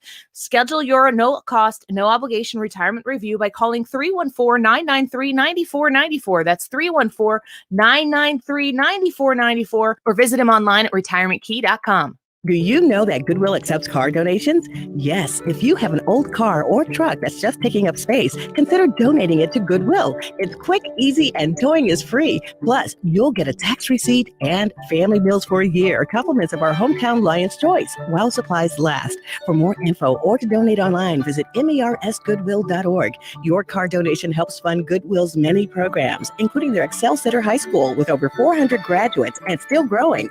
Your donations change lives.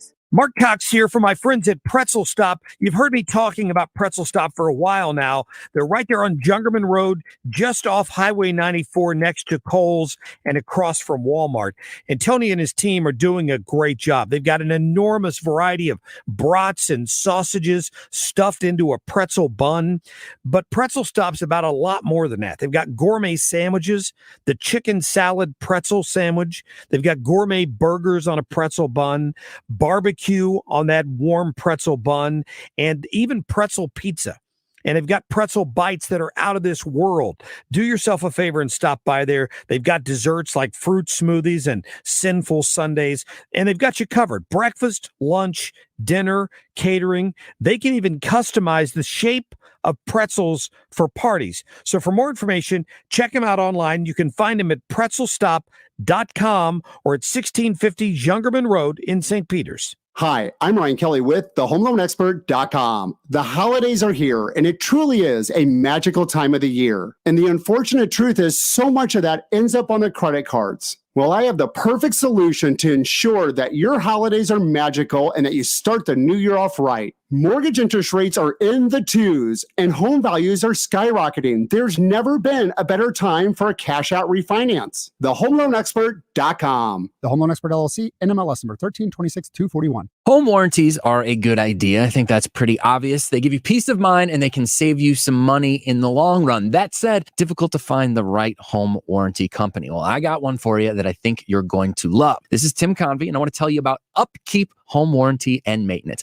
UpkeepSTL.com is the website. The STL is important because they're based right here in St. Louis, which means they're much easier to hold accountable than some of these huge warranty companies that you can never track anybody down. And they're sending different contractors from all sorts of different places into your home to do any work or to check things out. Not Upkeep. Upkeep sends their own employees based right here in St. Louis into your home. They send them in to process any claims you make, but they also send them in 4 times a year to do maintenance. So they're never denying a claim like so many of these companies do due to maintenance because they're the ones performing the maintenance. This place couldn't be better. I couldn't be more impressed with them. Spend some time on the website and mention you heard about them from Tim Convey and they'll give you $100 off. UpkeepSTL.com.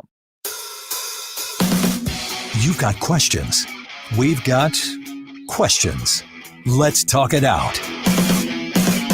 97.1 FM Talk. 97.1 FM Talk. The place for ideas.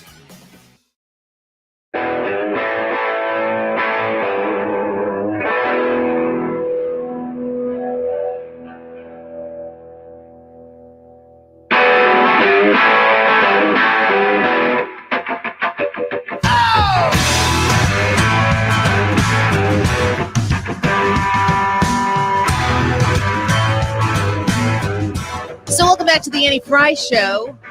Coming in hot here with Tim Jones, as we do each Wednesday. Always excited. Another to have great him here. night for Donald Trump.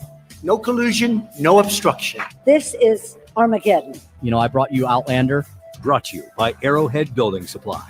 So Tim Jones, very proud of the Missouri Attorney General, saying he's going to support that Texas lawsuit challenging the election results in battleground states. What can you tell us about what that means and where we're headed?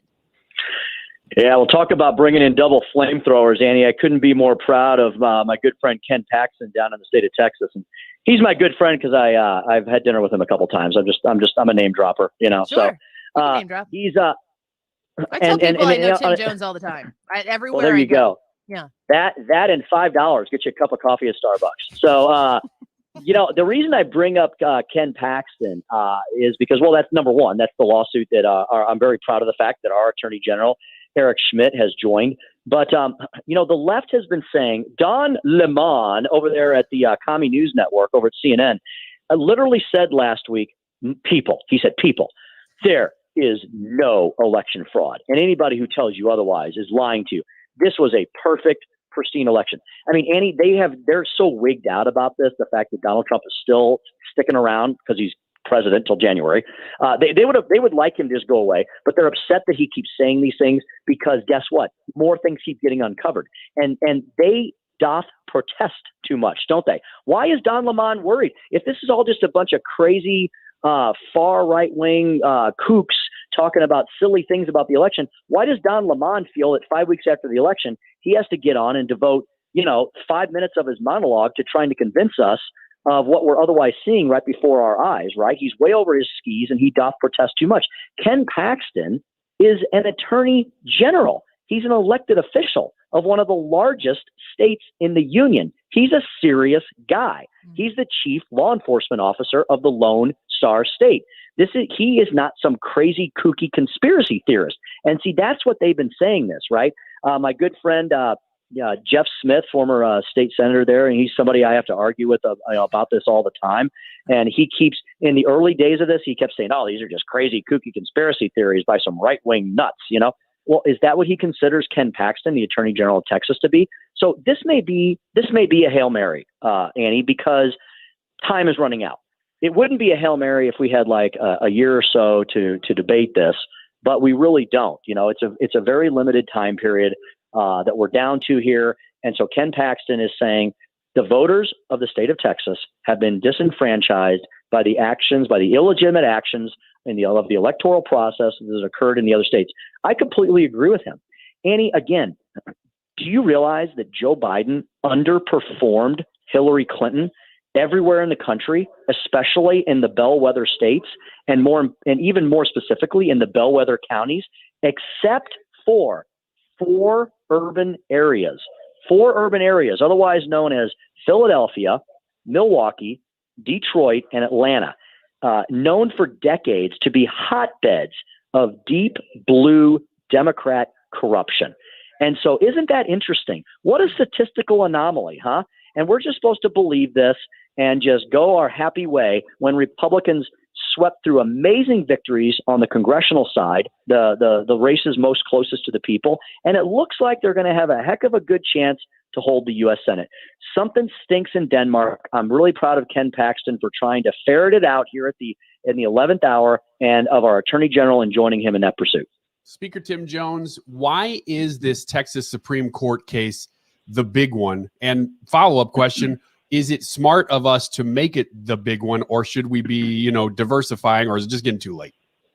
It has to be the big one, Ryan, because it's the only one left, right? Yeah. And I don't agree with a lot of these judicial decisions, mainly because they've decided to decide these on very flimsy, sort of pass the buck kind of process claims. We don't have a single decision based on the evidence or the merits, do we? They basically have decided to punt the football on all these other matters. I really thought the Pennsylvania case, based on due process, was a good case that should have gone forward. But you know what? They didn't decide that on the merits, Ryan. They just said, yeah, we're not going to look at it. That was their decision. Their decision was, we're not going to look at it. Donald Trump and so many others that have been in favor of Trumpism over the last 4 years, and I consider myself one of those, he has exposed the swamp in all its gory detail. And what we have found out is that we have a corrupt system, and a lot of that has been exposed. People just don't want you to know the answers, do they? Don't look at this fire burning over here. All you little people out there in flyover country in Missouri, you just don't worry about what happened this election. You just move on. Us very smart egghead elitists up here in D.C., the K Street lobbyists, we'll handle everything. We'll tell you what's good for you. So all these cases to this point have been ruled out largely on process. Ken Paxton's making an equal protection argument. He's making one of the best arguments you can make. The left does it all the time under all sorts of like affirmative action type claims. And so it's a great claim to make. Yes, I admit it's a Hail Mary, but you know what? I think this is showing there was lots more to look at here that is being completely ignored by most of the mainstream liberal media. We're speaking with Tim Jones. He's host of the Tim Jones Show, Sundays, 7 to 9 p.m. right here on 97.1. Okay, I'm going to ask you to explain the legal process here, because where does Texas get off suing Georgia, Wisconsin, Michigan, Pennsylvania, and where does Missouri get off joining Texas' lawsuit against these states, where these states ran their elections? They ran their elections based on their own election rules. Pennsylvania implemented their own election rules. What business does Texas have meddling in these other states and the way these states want to or choose to run their elections? What is Texas's right here to file this lawsuit with the Supreme Court? They have all the rights in the world, Annie, under the U.S. Constitution. And it's something that liberals have wanted us to forget about for the last many years. Liberals don't want us to remember that the states are sovereign, right? The states created the federal. The states are the parent here, right? And they're all on equal footing. Texas is on equal footing with Georgia and Michigan and Wisconsin and Pennsylvania. And so it's basically like we have 50 kings, right? I hate to say it that way, but they're all on equal footing as the highest power. The federal government is supposed to be subservient to the states. That's how the founders set it up. We've really lost our way on that, haven't we? With a massive expansion of federal bureaucracy and power over the last many years. The federal government was never supposed to be this big, never this out of control, never invading so much of our lives, our health care, our Second Amendment rights, and so on and so forth. And so Ken Paxton's saying, you did not follow your election laws. And that's the argument. They didn't follow their election laws. An activist Supreme Court changed the election laws that the duly elected legislature in Pennsylvania passed. So this really, truly is the federalist question of our time. And Ken Paxton's saying, because you violated your election laws in your states, you have violated and disenfranchised the voting rights of the citizens of the state of Texas. And so I would love to write a law review article on this, because it would be one of the best ever, and it would point out the problems we've gone down in our country over the last 50, 60 years. So Texas has a duty to do this to their citizens, because all the states stand on equal footing, and the federal government sits below the United States of America. So I have Andy, who is a regular commenter, very excited for us all to be saying President-elect Biden soon, and I understand that. he's been a regular supporter of Biden. I respect that, but he wants to know why. He's saying Pennsylvania is their own state too. They made their rules just like Texas did. Why did Texas get to tell Pennsylvania what to do?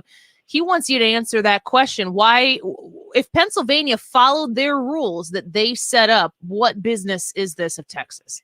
Well, because I'll say it again very slowly, so Andy can hopefully follow along with what's true facts and logic. Pennsylvania violated, through their activist Supreme Court, the rules that their legislature passed. Here's a lesson for you, Andy. Guess who decides how elections shall be conducted in every state in this nation? The legislature, the elected representatives of the people, the representatives and the senators, okay? Not the activist liberal Supreme Court of Pennsylvania. Pennsylvania, the activist, and you ask anybody, and even most honest Democrats and people on the left will tell you it's an activist liberal Supreme Court. They changed the election laws. They had the Pennsylvania legislature set up a system by which vote by mail, I call it cheat by mail, and early voting was to be established. Okay, maybe I don't like it, but that's what the legislature did. The Supreme Court of Pennsylvania then changed those laws. They had no right to do that. That is a violation of the Equal Protection Clause of the United States of America, as enshrined in the U.S. Constitution, that Texas is now trying to enforce. I know it's complicated and maybe a little confusing, but if Andy's playing along at home, he should understand exactly what I just said. Yeah, I completely agree. What you're saying here is that Pennsylvania made their election rules out of order. They're not legal election laws because they didn't follow their own constitutional process of doing this. Therefore, you can't just go to the Supreme Court and and step aside of the state legislature to get what you want done, especially when your governor has their finger on the pulse of the Supreme Court to get what he wants, because the legislature wouldn't do it in Pennsylvania. Here's what should have happened. Here's what should have happened. And I may not have liked this, but it would have been constitutional.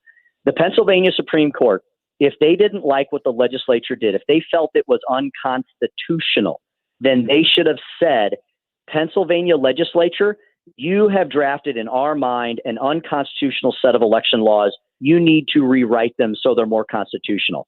And they should have sent it back.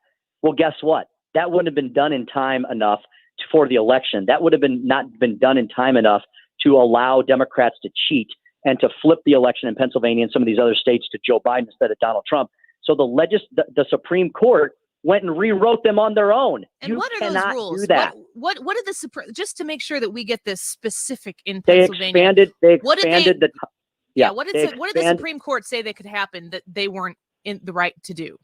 They expanded the time and the conditions by which cheat by mail would be accepted as an appropriate casting of the ballot in that state. And that change, that's a drastic change to the process and it's only benefiting one side. Like I feel like this is something that isn't really dug into deep enough. People just want an outcome, and I understand that. And you get into the legalese of this, and it becomes wonky for people like me. So I have to tell myself, focus really hard now. Don't get distracted. Stay with Tim. You're good. But Can I castigate? Can I castigate Republicans for a second? Sure. Okay. So Republicans now across the land get a second bite at this apple for the next election cycle and the next one after that. The next election cycle being the midterms and the one after that being the general election in 2024. So back to Andy again. You may sneak through into the presidency because of cheat by mail, but the Democratic message, which was been consumed by left-wing liberal progressivism, was rejected in every other single election that mattered across this country. Republicans have massive gains in Congress where they weren't supposed to have. It looks like Republicans are going to hold the Senate, God willing, in Georgia. That wasn't supposed to happen.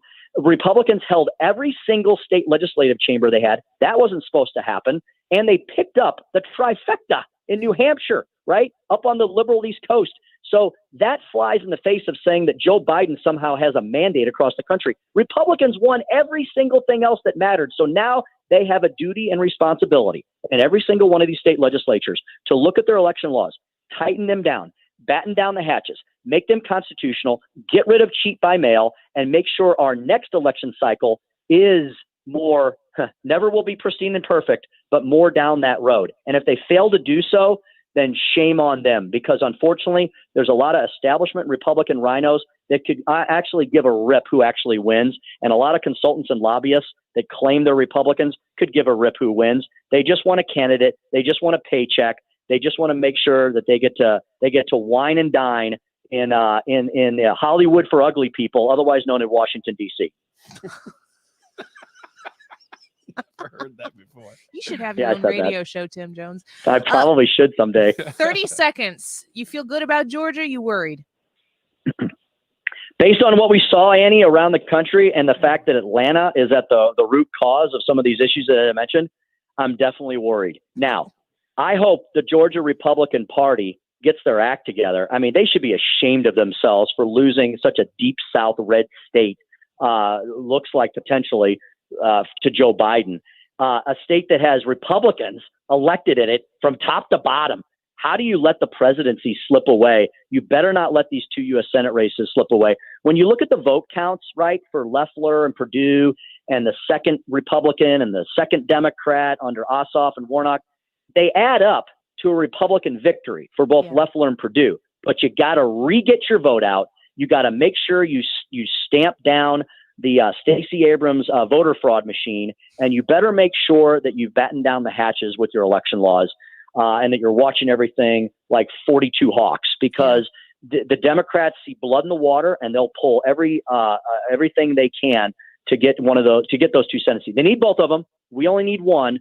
I'd rather have two. Yeah. Speaking of people who haven't conceded, Governor Abrams there really, really pulling in hard for these two. It's unbelievable. Sure is. Tim, we'll be listening Sunday night, 7 to 9 right here on 97.1. Thank you so much. Always a pleasure. Thanks, Annie. Thanks, Ryan. Thanks, Katie. Thanks, gang. Talk to you again soon. Yep. You as well. Hollywood for ugly people. Washington, D.C. My head feels like it's exploding. I'm a lot of info. What just happened? Yeah. It's a whirlwind, right? I mean, and this is what happens when things get into the court system, which is why I said everybody defaults to what they want to have happen. I want here. Is this up to Andy Fry? Nothing is up to Andy Fry. But if it were, I would want Donald Trump to be the president again. I vote for him every time in Illinois. Not like it matters. I still do. I still want him to be the president, but I just want the truth to be exposed. Even if the truth were exposed and it showed here's where the voter fraud happened. Joe Biden, you take all the voter fraud out, Joe Biden still has more votes. Joe Biden's the president. Moving on, carry on. I just want to trust the election. And here's what's going to happen. Lawsuits are being filed. They're being addressed. We will see what happens in a matter of time. Everybody wants their information right now. And it's just not the way it works. So we, again, default to the horse that we have in the race, hoping that they win. So, yeah. I thought it was a lot of good information, Tim Jones, as usual. Quick break. We'll break some of this down. Katie will break it down for us when we come back. You're going to want to hear it. Don't go away. Stood to find that I could not pay. Said walk right, you'll soon be home. You're listening to The Annie Fry Show. Find the podcast, on-demand audio, and more at 971talk.com/Annie. You're listening to the Annie Fry Show live from the Air Comfort Service Heating and Cooling Studio. Furnace tune-ups are recommended each year to keep your heating system running efficiently and extend its life. Schedule your furnace tune-up and safety inspection and get in your comfort zone. Visit aircomfortservice.com. Stewart's American Mortgage, home of the bagel loan, also home of Stewie. Stewie is a friend of mine, and he is very, very good at what he does. And there's a difference when you go to Stewart's American Mortgage than when you go to any of these other lenders. And it's the way he set up his business. First of all, he does business in a little bit of an old-fashioned way, and not in the technology of it, but in the human-to-human contact. Like, you're going to talk to Stewie at Stewart's American Mortgage. Novel concept, I know. I appreciated it when I did my refi with him. I got to know Stewie and realized how passionate he is about this and how much he sees the opportunity to help people in ways that oftentimes you're not even going to realize what you've been missing out. He created the bagel loan. You can only get it at Stewart's American Mortgage. And the bagel loan is called the bagel loan because it looks like a zero. You're going to pay zero in fees that other lenders are going to charge you for. This is going to save you potentially thousands of dollars over the course of time, upfront, and also when you shave off potentially years in the length of your loan. Get that lower interest rate that's available to you right now by calling 314-324-4440. 314-324-4440. Call or text Stewie. Tell my friend I said hello. You can Google the bagel loan as well. NMLS number 226715. Here's an unexpected holiday surprise. A flash sale on all earrings at Diamonds Direct. This weekend, 25% off. This is something we never do, but we made a last-minute decision. All earrings marked down an incredible 25%. Diamond studs, diamond hoops, colored gemstone earrings, all included. It is one truly epic earring event. What woman doesn't love a nice pair of diamond stud earrings for Christmas? Make it happen this weekend and save an unprecedented 25%. Special financing available too. Friday through Sunday only, and only at Diamonds Direct. Olive and 270 at City Place.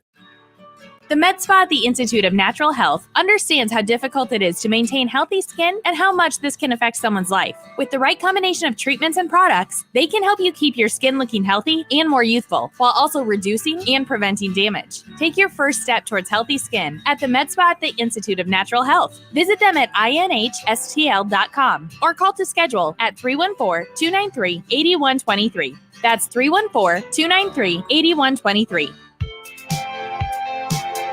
Attention St. Louis homeowners. Are you looking to sell your house without all the stress? Chris Buys Homes in St. Louis can buy your house cash and close on your timeline. No commissions, no repairs, no appraisals, no showings, no headache. Call Chris now, 314-782-7000, or go online to chrisbuysHomesSTL.com to get a free no-obligation cash offer for your house. Behind on payments? The tenant stopped paying the rent? The house needs too many repairs? Not a problem. Chris buys houses in any condition and deals with any situation. There's a reason why Chris Buys Homes is the most trusted home buyer in St. Louis. Go online to get your offer today. chrisbuysHomesSTL.com or call 314-782-7000. That's 314-782-7000.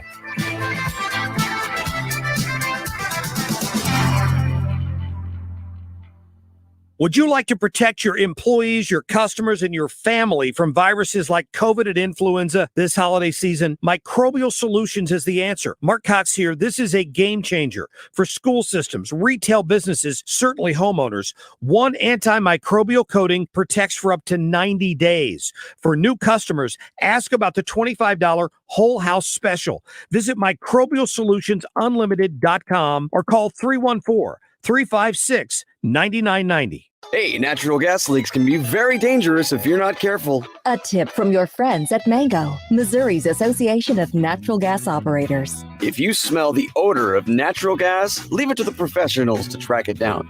Don't turn any electrical appliances on or off. Cell phones or light switches can create a dangerous spark.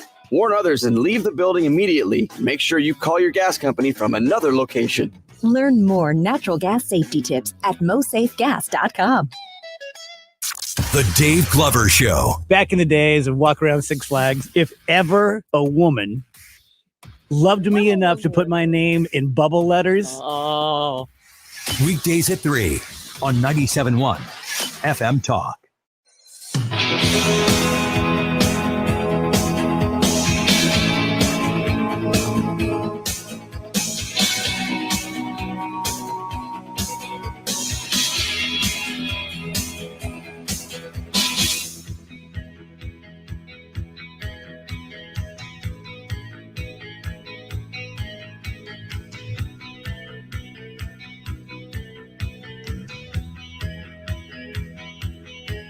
So, Katie, we just had Tim Jones on, and he broke down the Texas lawsuit. Missouri Attorney General Eric Schmidt joining along with the other states that have. You don't have to break down what just happened, but what's your reaction to the gravity of what is going on right now, like this moment in time? I think it's just insane. And if I had to explain that type of information to someone else that's my age that isn't politically active, although that's hard to find. Everybody feels like they're politically active these days. That also does not equate politically intelligent. Correct. But carry on. Correct. But if I had to break that down, I would need to re-listen to that interview, which you can do. Go to radio.com, or you can find it on 971.com/AnnieFry. But you can listen to, you can go to radio.com, but I would listen to that. And then I'd also find an article, and then I'd have to reread that article. It just is so intense. And from what I can gather, And then you got to get the person you're talking to care. Maybe you should let go me- Phil's route from the first hour. Just pound it into their faces until they get it. Can I say this? And then you guys correct me, because this is what I got. Sure. It's what we do best. Perfect. Ryan, Pennsylvania legislature, they created rules. They said these are the rules that we are going to abide by when it comes to election and ballots. Then it happened, November 3rd. People put their ballots in. The Supreme Court came in, Pennsylvania Supreme Court, that are activists, and they said, actually, we don't like that. So we're going to restructure what happened, and that's how we are where we are today. Close. Okay. Yeah. The timeline is off because the Supreme Court, the governor, who's Democrat, went to the Supreme Court instead of the legislature to make the election rules. Okay. It's really that simple. The governor wanted a specific kind of vote to happen, which was very expansive and very accepting of ballots over a long amount of time past election day. And he went to the Supreme Court to make that happen. That's not the way it works. That's not how any of this works. The legislature in Pennsylvania is the one who has to pass those rules. The legislature didn't. They sidestepped the process. Gotcha. And under the Equal Protection Clause, you don't get to sidestep your constitutional process in Pennsylvania to get an outcome that you want to have happen. You don't get to do that. That is unconstitutional. You have to go to the legislature, which is why Texas is saying, hold up. You didn't do this. You didn't do this constitutionally. We're going to sue you at the Supreme Court level. That's the issue here. It's really as simple as that. The way that Pennsylvania went about writing their election law was not constitutional. And because it was not constitutional, the expansion, which was a pretty significant gross expansion of how they were going to accept a certain amount of ballots and a certain kind of ballots, specifically and especially the way they handled it, that's a different issue. The way they allowed people in specific areas to cure ballots. And when people say cure ballots, that means correct them. You got to correct them if you were in a certain space. You didn't get to correct them if you were in a different county. Pennsylvania did not constitutionally follow election procedure to make their rules. And because they didn't follow it, it caused an outcome to happen. They'd have to prove in court that that outcome changed the course of the election in Pennsylvania. And I'm pretty sure, I don't know what the actual numbers are right now, but you'd need to succeed in more than one state. And you know, going back to what Steve Cortes said, who is a Trump 2020 campaign senior advisor for strategy, who was on with us at the top of the show, and you can hear what he said is a really good conversation with him. We're going to play that again in about 30 minutes. When you consider the fact that these states did not follow the process. They didn't go about their elections constitutionally. Then you got to figure out, well, what do you do now? So if they were to win at the Supreme Court level, it would go back to the states, and then the state legislatures would have to figure out what electors do we send to cast the vote for the state, or do we send any at all? So that does that make sense? Yes, it does. But it's just crazy. It's just crazy that that's where we are today. Dennis says on Facebook, you guys are doing a great job keeping Trump supporters ginned up. Is that what we're doing? That's our pre-show meeting. That's what we said we wanted to do, isn't it? Let's keep Trump supporters ginned up, guys. Let's go. It's almost noon. Well, we don't have pre-show meetings, so no, that didn't happen. Oh, we didn't. That never happened. Oh, okay. Joke. I mean, when we are looking at the news of the day, there are two paths I guess you can take. You can take the mainstream media route and be like President-elect Joe Biden. And if I just came on the air and repeated those words for 3 hours, that would please a lot of people in the country. Most of them aren't listening to the show. But to ignore the fact that these challenges are happening is just ignorance. I don't know how they're going to end. I have a feeling how they're going to end. I've said it repeatedly. I don't think that this is going to pan out. This is the phrase I've said since Election Day happened. I am not emotionally prepared for Donald Trump to pull this off. If Donald Trump wins a second term here, I don't know what I'm going to do with myself, because I am not prepared for that in any mental, emotional place. And I have lots of you supporters of Trump out there who are telling me, Annie, you need to have faith. I have people criticizing me that because I don't have faith that I'm not supporting the president enough. It has nothing to do with my support for the president. It's just what I feel is going to happen. We're going to talk to Adam Schuster with Illinois Policy when we come back. Don't go away. When you're looking for somebody to protect your business's IT, when you're looking for somebody who's going to make that computer that you rely on in order for you to get your business done, stop freezing up and just stressing you out all the time. Get with Forensic IT. These are salt of the earth people. They work both sides of the river. They have a location right here on both sides of the river, and they're ready to help you. Whether you're a small mom and pop shop or you're a big, large national enterprise, they help folks like you all of the time. Get your uptime up with Forensic IT. They offer both on-site and remote support, and they specialize in manufacturing support, system patching, antivirus updates, backups, disaster recovery solutions, new system installations, and proactive maintenance. You can call Forensic IT at 314-677-3950 and ask them how they can help you get your business up and running reliably. 314-677-3950. You can find them online at forensicit.com. You want to retire soon, but everyone keeps telling you to wait until you're 65. After all, that's the age that you qualify for Medicare and you're close to full retirement age. I'm Marvin Mitchell, president of Compass Retirement Solutions. In my new book, Retire Early, The 9 Critical Decisions When Retiring Before 65, I discuss proper planning to help make early retirement possible. When to take Social Security, what to do with your 401k, healthcare, how to maximize retirement income, and much more. Get a complimentary copy of Retire Early by calling 1-800-743-8510. That's 1-800-743-8510.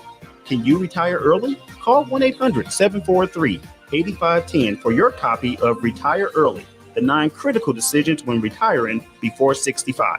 Investments and services offered through Compass Retirement Group, a registered investment advisory in Missouri and Illinois. Compass Retirement Solutions is not affiliated with the U.S. government or any governmental agency. Selling your home creates a lot of questions, right? What's my home worth? Is now a good time to sell, or should I wait until after the holidays? It can all be overwhelming. That's why I trust and recommend my family and friends to Gloria Liu with GL International Realty, part of Coldwell Banker Premier Group. Hey, it's Mark Cox. I've been telling you about Gloria for a while now, and she is the real estate authority in St. Louis. She's got a proprietary marketing system that helps her sell for up to 3% more. That's $9,000 more on a $300,000 home. because Gloria has the buyers. She recently sold a home in Eureka. The seller was thrilled to get several offers the first 24 hours and sold for way over asking price in just a week. She's also got a guaranteed sale program. Ask her about it. Get your home sold right with Gloria Liu. Here's her number, 314-325-6888, 314-325. KFTK FM Florissant, K254CR St. Louis, driven by the Bommarito Automotive Group, 97.1 FM Talk, a radio.com station. Facebook is hit with multiple lawsuits. I'm Lisa Brady, Fox News. New York's Attorney General just announcing a multi-state lawsuit over antitrust concerns that Facebook has denied. It's landmark litigation by 48 states accusing the company of buying up smaller rivals to maintain a monopoly. Meantime, a separate lawsuit from the federal government is seeking divestment of two of those former rivals, now owned by Facebook, Instagram, and WhatsApp. The Federal Trade Commission just approving a lawsuit and seeking an injunction to block Facebook from putting anti-competitive conditions on software developers. Another nominee who could make history, President-elect Joe Biden, formally introducing his pick for defense chief. Fox's Gernal Scott has this live. Lisa, President-elect Biden says he's clear on what retired General Lloyd Austin will be at the Pentagon. The right person for this job at the right moment, leading the Department of Defense at this moment in our nation's history. Austin and Biden collaborated abroad during the Obama administration. Austin promised the president-elect that as Secretary of Defense, that I will give you the same direct and unvarnished counsel that I did back then. Defense secretaries must be retired from active duty 7 years to serve. Austin, only 4 years removed, will need a congressional waiver to be the first African-American in the post. Lisa. Thanks, Gernal. A few Democratic senators already raising concern about a waiver after one was approved for former Defense Chief James Mattis. Another effort to overturn election results fails. Michigan's highest court just tossing out a request to take control of ballots and ballot boxes and appoint someone to investigate claims of vote counting fraud in Detroit. In the split decision, 3 dissenting justices said the case should at least be heard, but a Republican-nominated justice joined 3 Democratic appointees in rejecting that suit. Pennsylvania Governor Tom Wolf just confirming he has tested positive for COVID and is self-isolating. America is listening to Fox News. I hired nuptial num-nums to cater my wedding, and it was a disaster. Everyone was raving about the food instead of my dress. No matter how hard you work for your small business, online reviewers will find something to complain about. They're like, oh, Veronica, the lamb chops. Did the lamb chops fly you out to Cancun? And while Progressive can't save you from these trolls, we can help you save money on commercial auto and business insurance. I will not be hiring them for my next wedding. Get a quote online today at progressivecommercial.com. Progressive Casualty Insurance Company, affiliated and third-party insurers. Dell Technologies' end-of-year sale is the perfect time to upgrade tech for your business. Save big on the latest computers powered by Intel Core processors for your small business. And don't forget to shop servers, storage, and thousands of top brand electronics, all with free shipping. Call a Dell Technologies advisor who can help you find the right tech for your business needs at 877-ASK-DELL. That's 877-ASK-DELL. Air Comfort Service Heating and Cooling Weather with Chief Meteorologist Dave Murray. Looking for a mix of clouds and sunshine on this Monday afternoon, but it stays chilly. 45 will do it for the high tonight. Clear and cold down to 28. Tuesday, lots of sunshine, 49 degrees. Plenty of sunshine. Looking for a high of 59, 60 each day, Wednesday and Thursday. Warmest part of the week will be Wednesday, Thursday. Warmest part of the day around 2 o'clock. Rain coming in on Friday. This is 97.1 FM Talk Chief Meteorologist Dave Murray.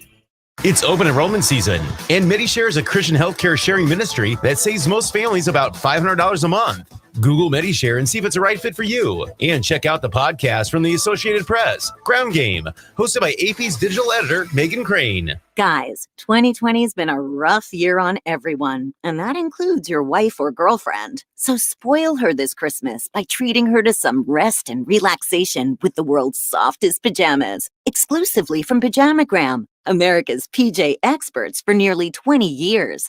She'll love the way the world's softest pajamas feel, and you'll love the way they look.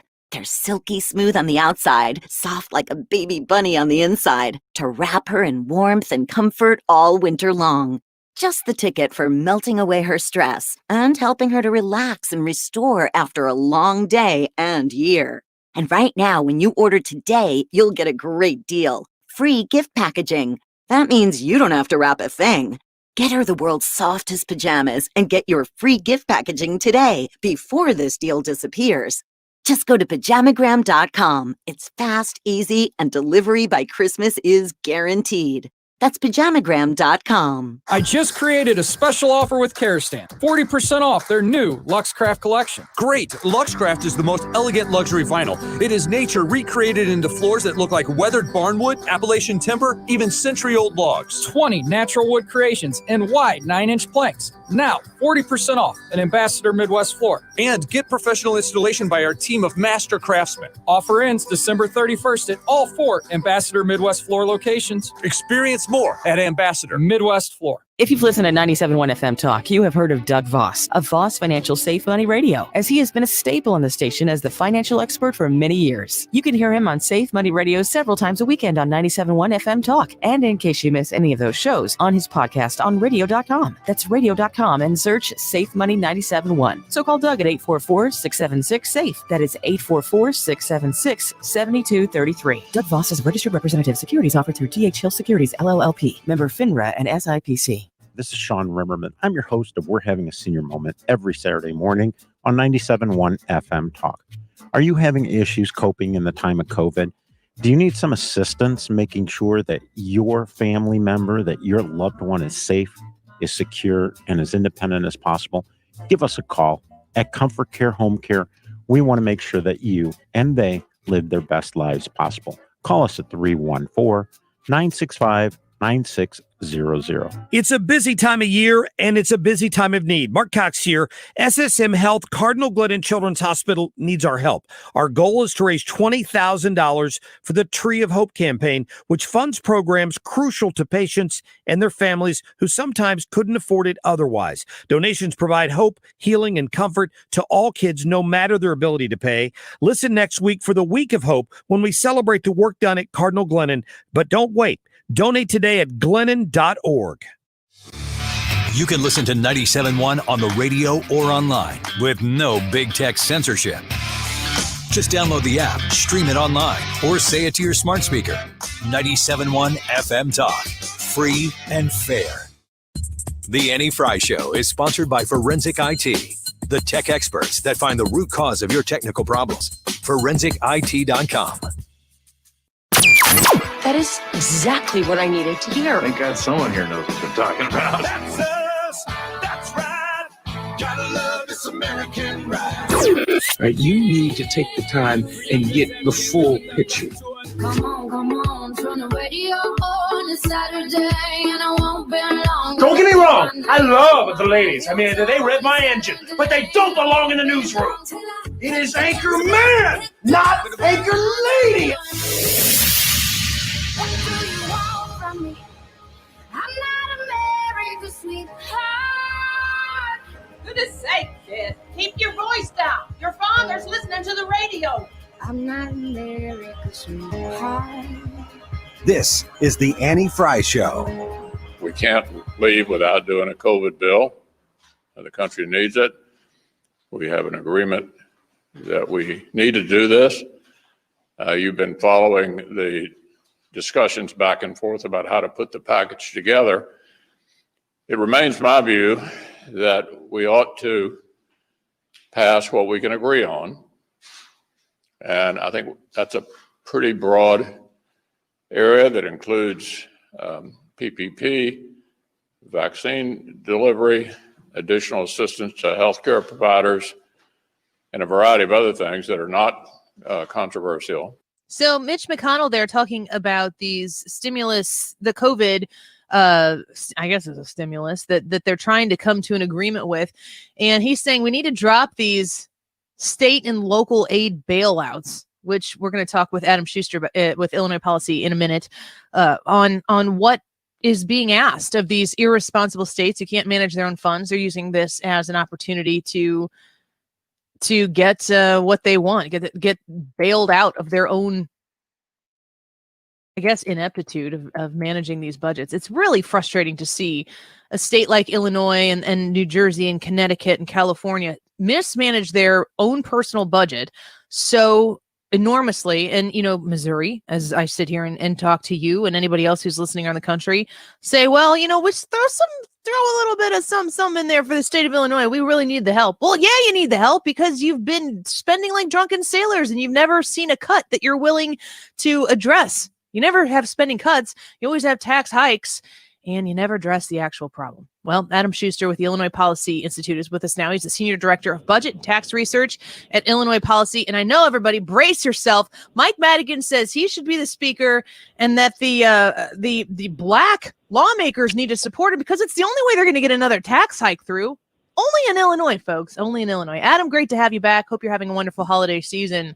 Hoping you can shed some light on this crazy addition to our fiscal irresponsibility issues that we have here in the state of Illinois.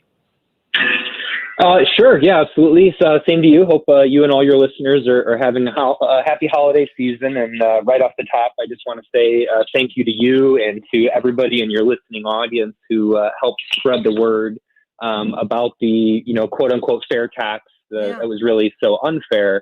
And helped lead to its defeat in this past November. But that's left us with a situation where, to the extent that Governor Pritzker even had a fiscal plan, a real plan to balance the budget, pay down debt, things like that, his previous fiscal plan fell apart when voters rejected it. So now, he's kind of scrambling to come up with something, and what he's threatening is, up to 20% across the board tax hikes on everybody, the poor, the middle class, everyone, as well as up to 15% across the board cuts to core government services, things like, education, public safety, things that people actually want and need and rely on, especially in the midst of the pandemic. And on top of all that, he's also borrowing more money from the Federal Reserve. So what we have right now looks like a lot of the same old from Illinois politicians, a budget that's not really balanced, that, underfunds the services people want and need so that it can, throw more money at debt and pensions, and then still borrows more money, building, digging the hole deeper and possibly causing the even higher tax hikes in the future. So what we're saying to the governor instead is, listen, the voters told you enough of this, enough of the status quo, enough of the tax hikes and debt, and you should read the referendum on the fair tax as a demand for something different. And what that different plan is starts with constitutional pension reform. So, okay, Adam, when you in Illinois Policy talk pension reform, if I'm somebody who's receiving a pension, I'm related to people who are retired teachers who are relying on a promise that was made to them when they retired. They were told this is what your pension is going to look like.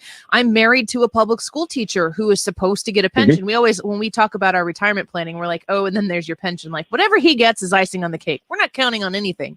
When you're talking about pension reform, it's a very scary thing for real people in my life and real people that are listening right now who are afraid of what you're saying you want to take away from them that they were promised.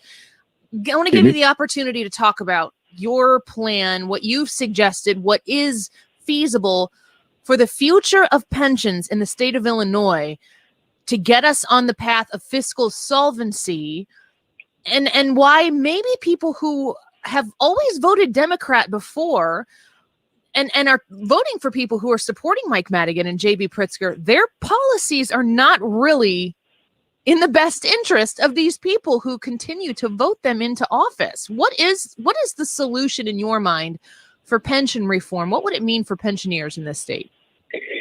So that's an excellent question right off the top, and I want to say thanks for asking it. And it's something that, I personally feel as well and have to explain around the kitchen table at home because my dad, it's very personal. My father was a firefighter and paramedic for 30 years. My daughter's mom is a teacher in Illinois. My stepdad is a retired driver for the tollway.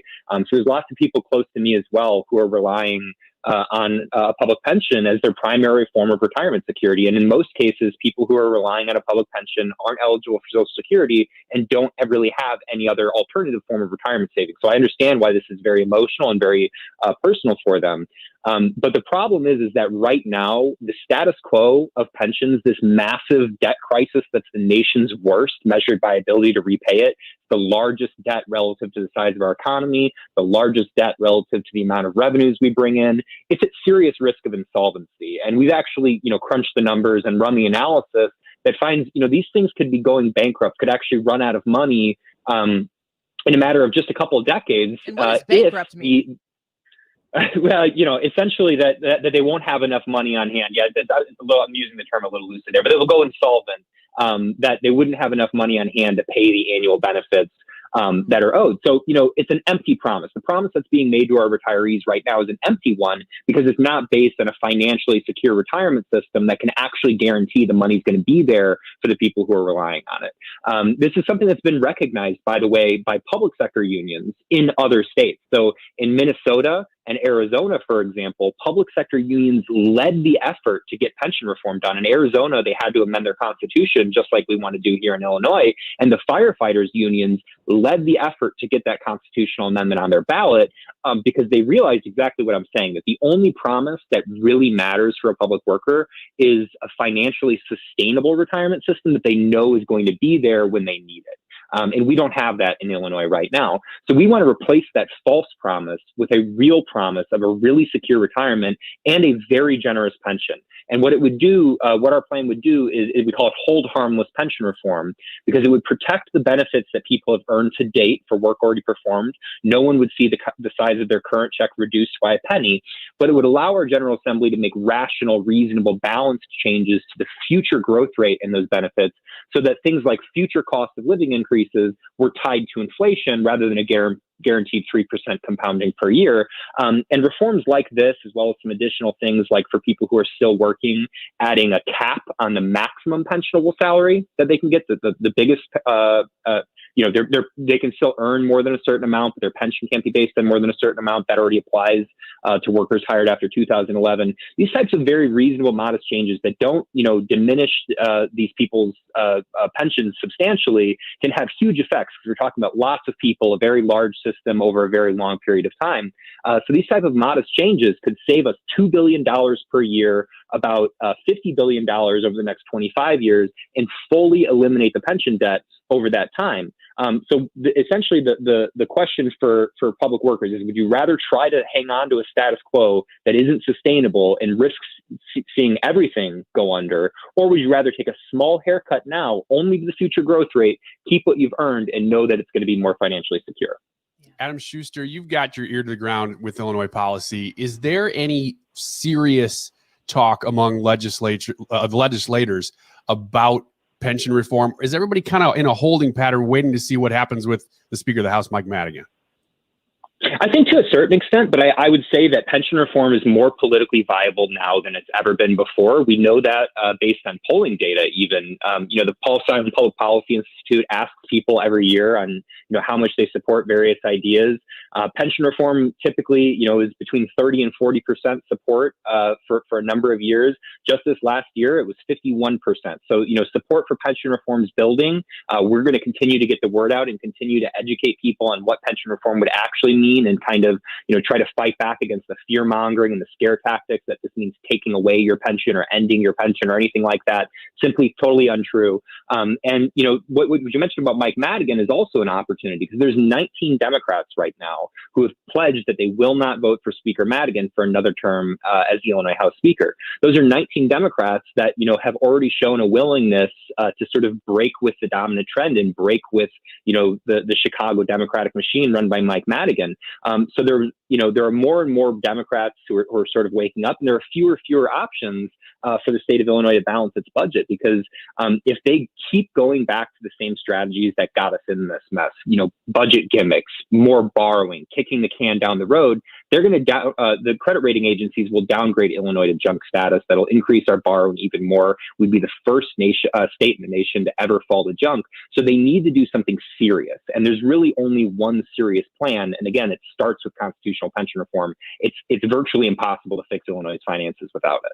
I want to ask you real quick before I let you go, Adam, if somebody's listening right now and they are a near retiree or they're a current pensioner and they know that the direction that this is headed in is bad. Like you said, the status quo is unsustainable one way or the other, and doing nothing is a lot more frightening the way I view it than, as you said, take a small haircut now and not diminish what you're getting, but just a little bit about what the future increases would be. If people like that want to challenge you or maybe ask you more questions, and they're in the system, these are the direct beneficiaries of a system that they have paid into over the course of time, some amount, and like you said, they don't get Social Security.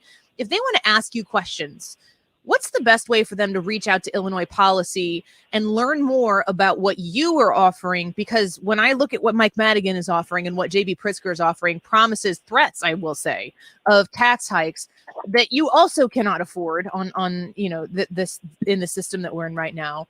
Where do people go to get more answers specific to these people who are going to really be affected by this one way or the other? So there's a few different places. First, I would say you can read all of the research and reports we've put out, all the articles we've put out on IllinoisPolicy.org.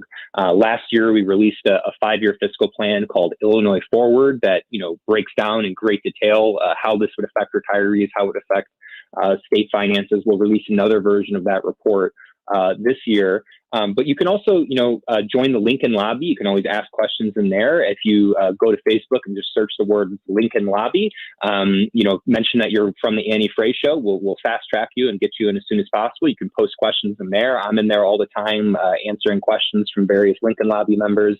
Or you can, reach out to us at info@illinoispolicy.org.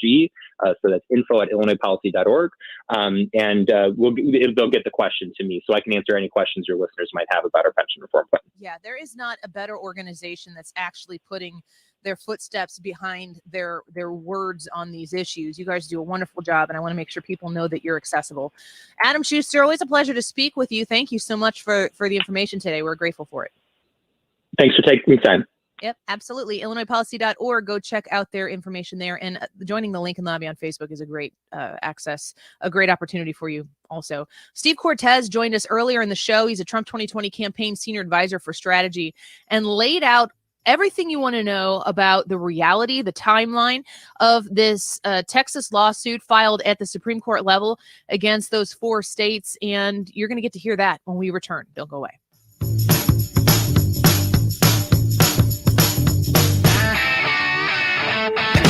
The Annie Frey Show is streaming online. Watch us live on YouTube and subscribe. 1, 2, 3, take my hand and come with me because you look so fine that I really want to make you mine. Hi, this is Lance Drury. If you have payroll tax problems, you have serious legal problems, you need an attorney. Call 314-260-6120 or toll free 888-367-6512 or visit LanceDruryLaw.com. Hey, it's Andy Cohen, and we're here to wish the Humane Society of Missouri a happy 150th birthday. For 150 years, the Humane Society has been creating second chances and forever homes for tens of thousands of animals in need. That's a lot of happy tails. Keep those tails wagging with a $150 Happy Tail gift today. That's just $12.50 a month. Will you help us celebrate and make every tail a happy tail? Thanks. To donate, visit hsmo.org. Mark Cox here for my friends at Pretzel Stop. You've heard me talking about Pretzel Stop for a while now. They're right there on Jungerman Road, just off Highway 94 next to Kohl's and across from Walmart. And Tony and his team are doing a great job. They've got an enormous variety of brats and sausages stuffed into a pretzel bun. But Pretzel Stop's about a lot more than that. They've got gourmet sandwiches, the chicken salad pretzel sandwich. They've got gourmet burgers on a pretzel bun, barbecue on that warm pretzel bun, and even pretzel pizza. And they've got pretzel bites that are out of this world.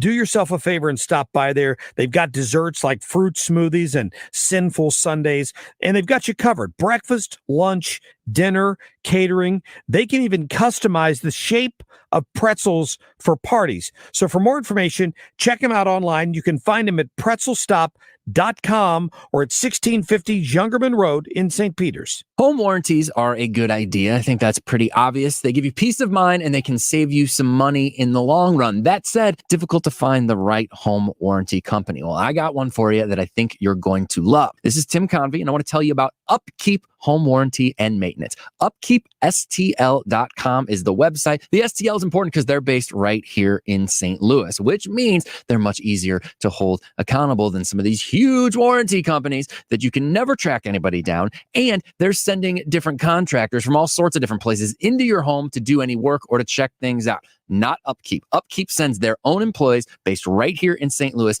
into your home. They send them in to process any claims you make, but they also send them in 4 times a year to do maintenance. So they're never denying a claim like so many of these companies do due to maintenance because they're the ones performing the maintenance. This place couldn't be better. I couldn't be more impressed with them. Spend some time on the website and mention you heard about them from Tim Convey and they'll give you $100 off. UpkeepSTL.com. What's holding you back from solving your tax problems? If it's cost, know that the longer you wait, the more expensive it'll be. Hi, this is Lance Drury with the Lance Drury Law Firm in St. Louis. Tax resolution doesn't have to be expensive, and waiting year after year to resolve your tax problems can be extremely costly. Interest and penalties on your tax bill won't stop until you take control. So take the first step now and hire a tax resolution attorney to help you. Call me, Lance Drury. I'll tell you in advance an affordable fee which includes costs and expenses that works for your business and family. Your first visit to the Lance Drury Law Firm is free and confidential, so you have nothing to lose. But the longer you wait, the more interest and penalties you'll pay. Call me today. Remember, if you have IRS issues, you have legal issues. You need an attorney. You need us, the Lance Drury Law Firm. Call me, Lance Drury, at 314-260-6120 or go to LanceDruryLaw.com. The choice of a lawyer is an important decision and should not be based solely upon advertisements. What's up, everybody, and welcome to the Boardroom, Out of Office Podcast. My name is Rich Kleiman, and I'm the co-founder of 35 Ventures alongside my business partner, KD. This show is all about the stories, the successes, and the struggles that have driven my favorite entrepreneurs in sports, business, entertainment, and technology. We're going to be talking to industry leaders about who they are, how they got here, and the things they've learned along the way that you might not expect. So subscribe and listen on Apple Podcasts, radio.com, or wherever you get your podcasts. If it's bumper to bumper or smooth sailing, Sue Thomas has you covered with dependable traffic. Driven by Ambassador Midwest Floor Company, the best way to deal with in-home traffic. Experience more at Ambassador Midwest Floor.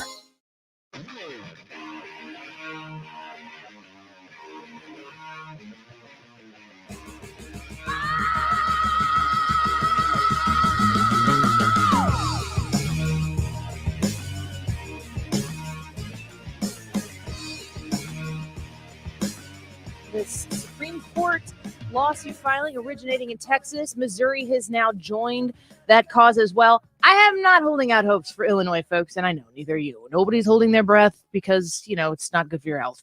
So we're watching as states across the union are joining this lawsuit, and we will see where it goes. I wanted to get straight to our guest here. Steve Cortes joins us, and I'm very excited to have Steve on the show with us. Trump 2020 campaign senior advisor for strategy. He also hosts a show on The Answer in Chicago in the evening. Steve, thank you so much for the time today. We really appreciate your insight on this issue. People want to hear what you got to say. Hey, you bet, Annie. Thanks for having me. So tell us, the timeline of what we have in front of us with these lawsuits. Yesterday was a day I saw YouTube is now telling you if you've got video, if you're putting videos up that have, questions about the campaign outcome, they're going to push those out. They're only going to disseminate, specific information, saying to the public, this is pretty much over. But you've been saying quite the difference.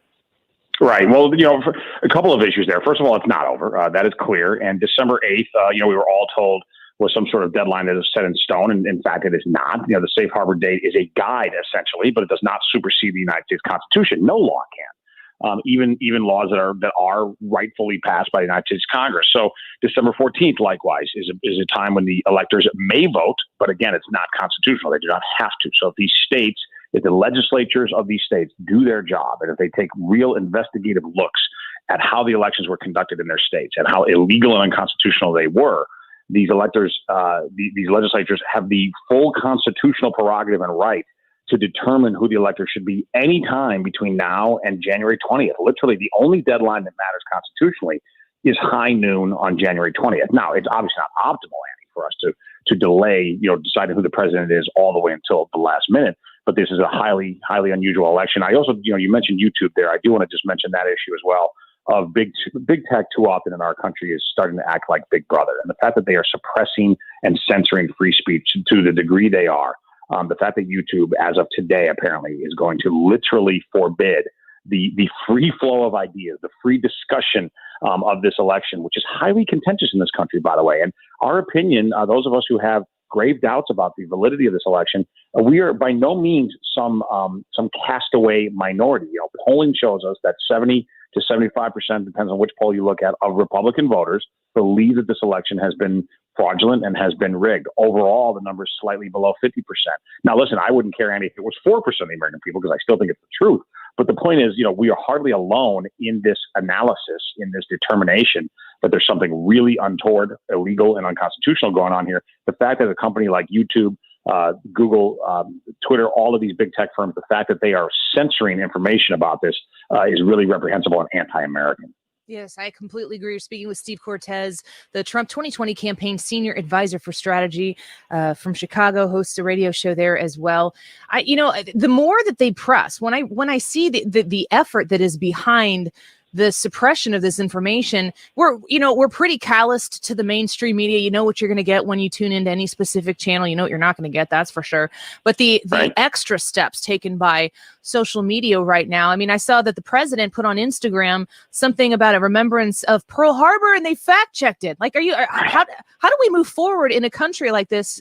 Obviously the election results are a huge concern, but this type of behavior is going to continue past January 20th, no matter what happens.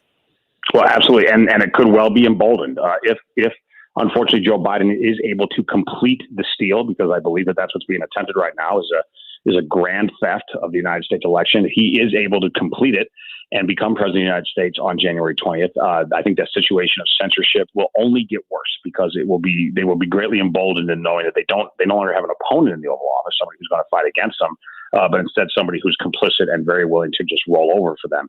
Because that's really who Joe Biden is. He tries to play, and the media, of course, helps him. The corporate media helps him in this false narrative to play the game of, I'm just a boy from Scranton, and I'm Lunch Bucket Joe, and I'm here for blue collar people. The reality of his half century in the Washington swamp is that he has been a constant and dependable ally of big business, particularly as it relates to the outsourcing of American jobs all over the world. So big tech, like most big corporations, love Joe Biden because he has done their bidding in the Senate, his previous tenure in the White House as vice president, and they depend on him now, if he does indeed become president, to continue to do it. So I think that situation can only, unfortunately, get worse if Joe Biden does indeed become president of the United States. It's one of the many reasons, Annie, why a lot of us are praying and working really, really hard to count every legal vote, because we believe that President Trump won.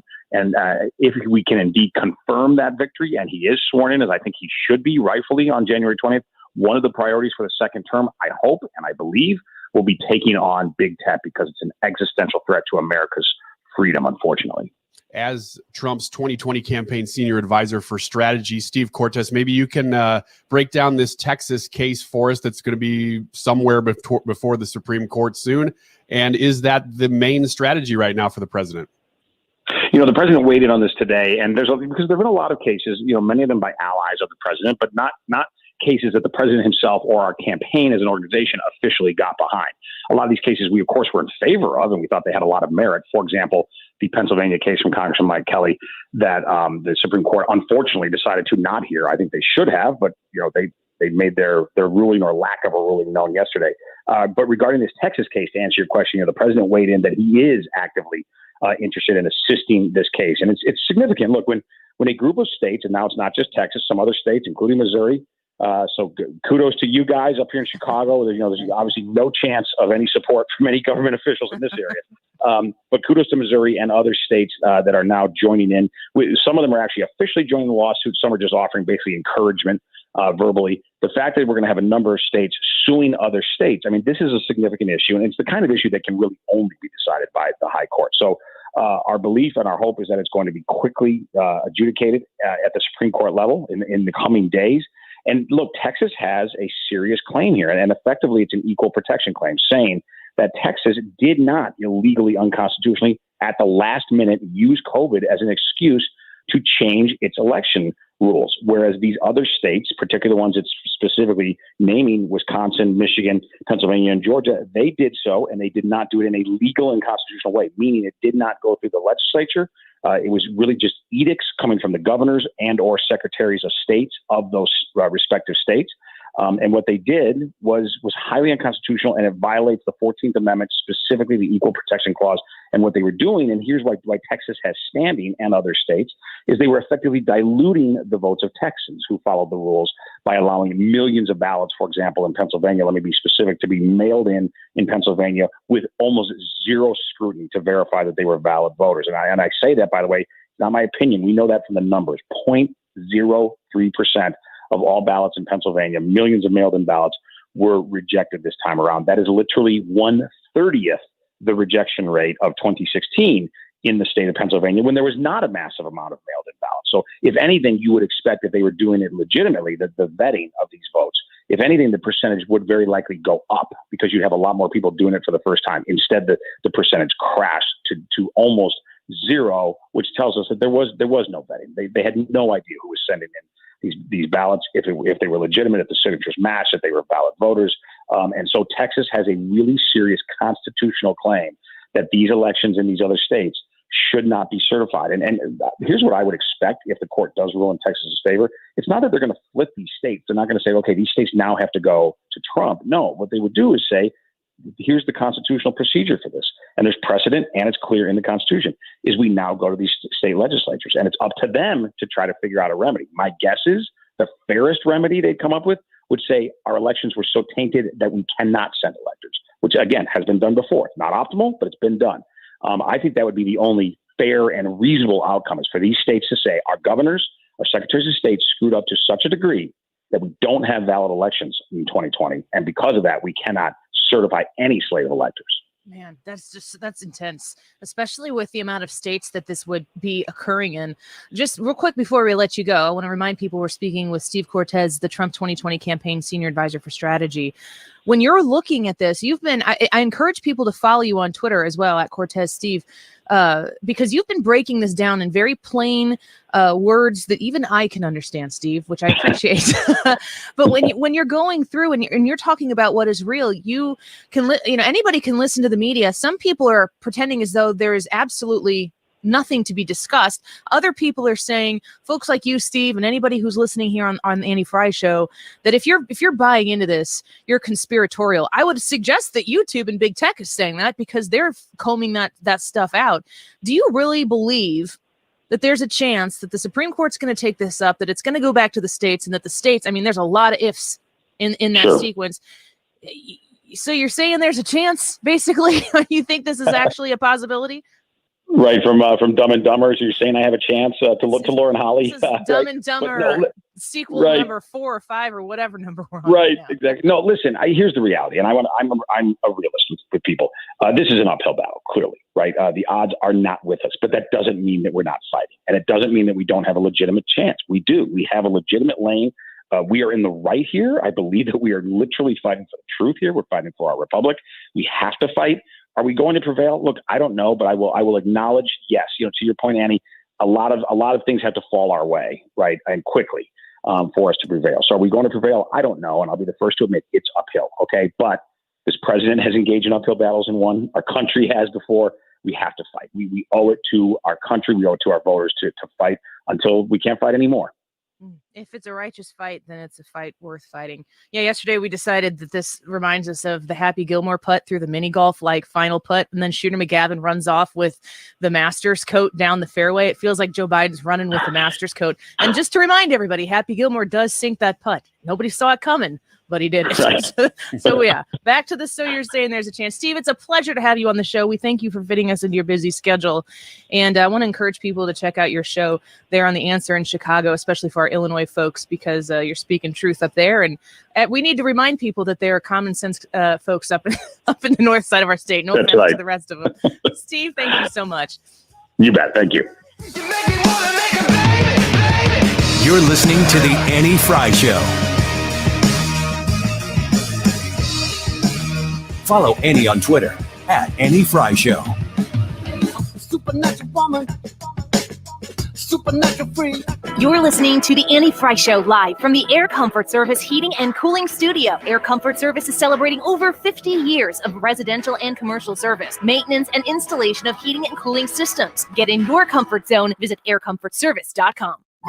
Diamonds Direct just decided to squeeze in one more incredible event before Christmas. A flash sale on all earrings this weekend. Yes! Save an unprecedented 25% off all earrings at Diamonds Direct. Get Diamonds Direct's unbeatable price plus an extra 25% savings. All diamond studs are included, so this is huge. Special financing too. Guys, you can never go wrong with a nice pair of diamond stud earrings. And you've never seen prices this low. It's Friday through Sunday only. A truly epic earring event at Diamonds Direct. Olive and 270 at City Place. Do you know that Goodwill accepts car donations? Yes, if you have an old car or truck that's just taking up space, consider donating it to Goodwill. It's quick, easy, and towing is free. Plus, you'll get a tax receipt and family meals for a year, compliments of our hometown Lion's Choice, while supplies last. For more info or to donate online, visit mersgoodwill.org. Your car donation helps fund Goodwill's many programs, including their Excel Center High School with over 400 graduates and still growing. Your donations change lives. So leaky, drafty windows in the chill of winter are much more obvious, of course, in the fall and the spring. You may not notice as much how much air they're letting in and out of your home. Well, if you're paying to heat the air and it's leaking out and the cold air is leaking in, that's not good for your bottom line. That's why I want to talk to you about Lakeside Renovation and Design and what they have available right now. Exclusive Infinity windows, the very best that you can get. Fiberglass replacement windows. You've got those vinyl windows in your home that probably came standard with your home build, or maybe some wood windows, and they're leaking. Their seals have failed. They have stress cracks, and they're causing you to suffer in your energy efficiency of your home. Replace them with Infinity windows with Lakeside Renovation and Design. They're 8 times stronger than vinyl. They're beautiful. They're customizable with colors and finishes, and the frames around the windows are smaller. It gives you a more luxurious view. Talk to them about their 18 months interest-free financing when you call to ask them about Infinity Windows. 636-978-5000. Online at lakesidерenovationanddesign.com. It's a busy time of year, and it's a busy time of need. Mark Cox here. SSM Health Cardinal Glennon Children's Hospital needs our help. Our goal is to raise $20,000 for the Tree of Hope campaign, which funds programs crucial to patients and their families who sometimes couldn't afford it otherwise. Donations provide hope, healing, and comfort to all kids, no matter their ability to pay.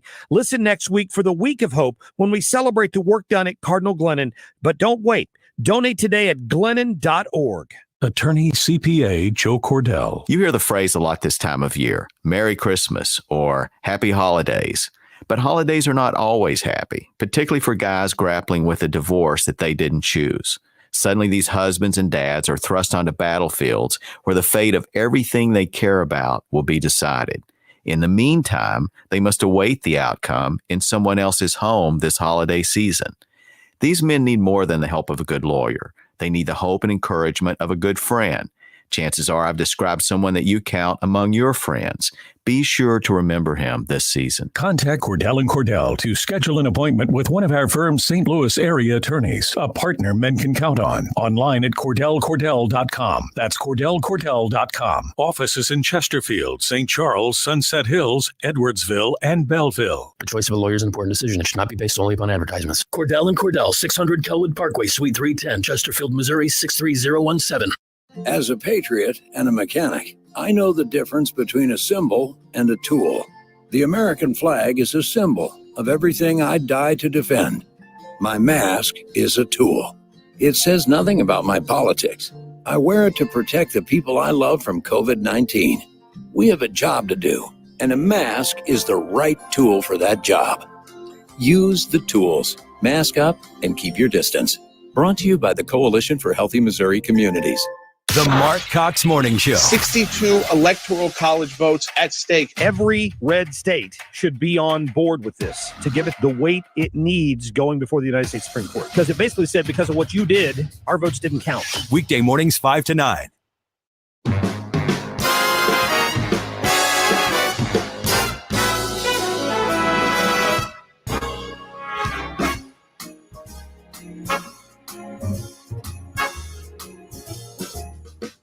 The sleigh bells ring. So if Joe Biden Are was the you presidency, we're listening? going to end every show with a Christmas song until he's not the president. Sounds great. Which could be any time, depending on who you ask. This is such a pretty version. Hi, Brett. Sing to me. Don't stop Calm me singing. down. Exactly. Again, an Illinois boy. Love it. Check out that Brett Eldridge album. Here's a question. What are you looking forward to? Like, do you even have the luxury right now of looking forward to something?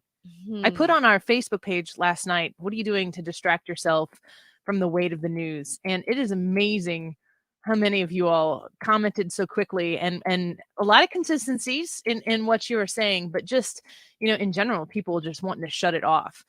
And I understand that. I get that. You want to know what's going on, but it's just such a labor to consume it in the capacity, especially leading up to the election, which is always going to be the case. This one in particular, of course, it feels that way because it's right now, we're in a pandemic. But do you find yourself looking forward to anything right now? Or are we living more in the here and now than we've ever lived before?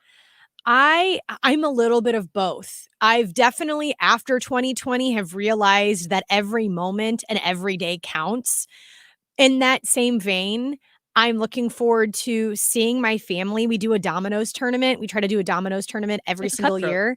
And it's you got second place last year. I did, and that's my second year in a row. I want to beat. I play against. I think it's just me. It's me and one other woman in my family that play dominoes against all these men, and it just would feel so good to win.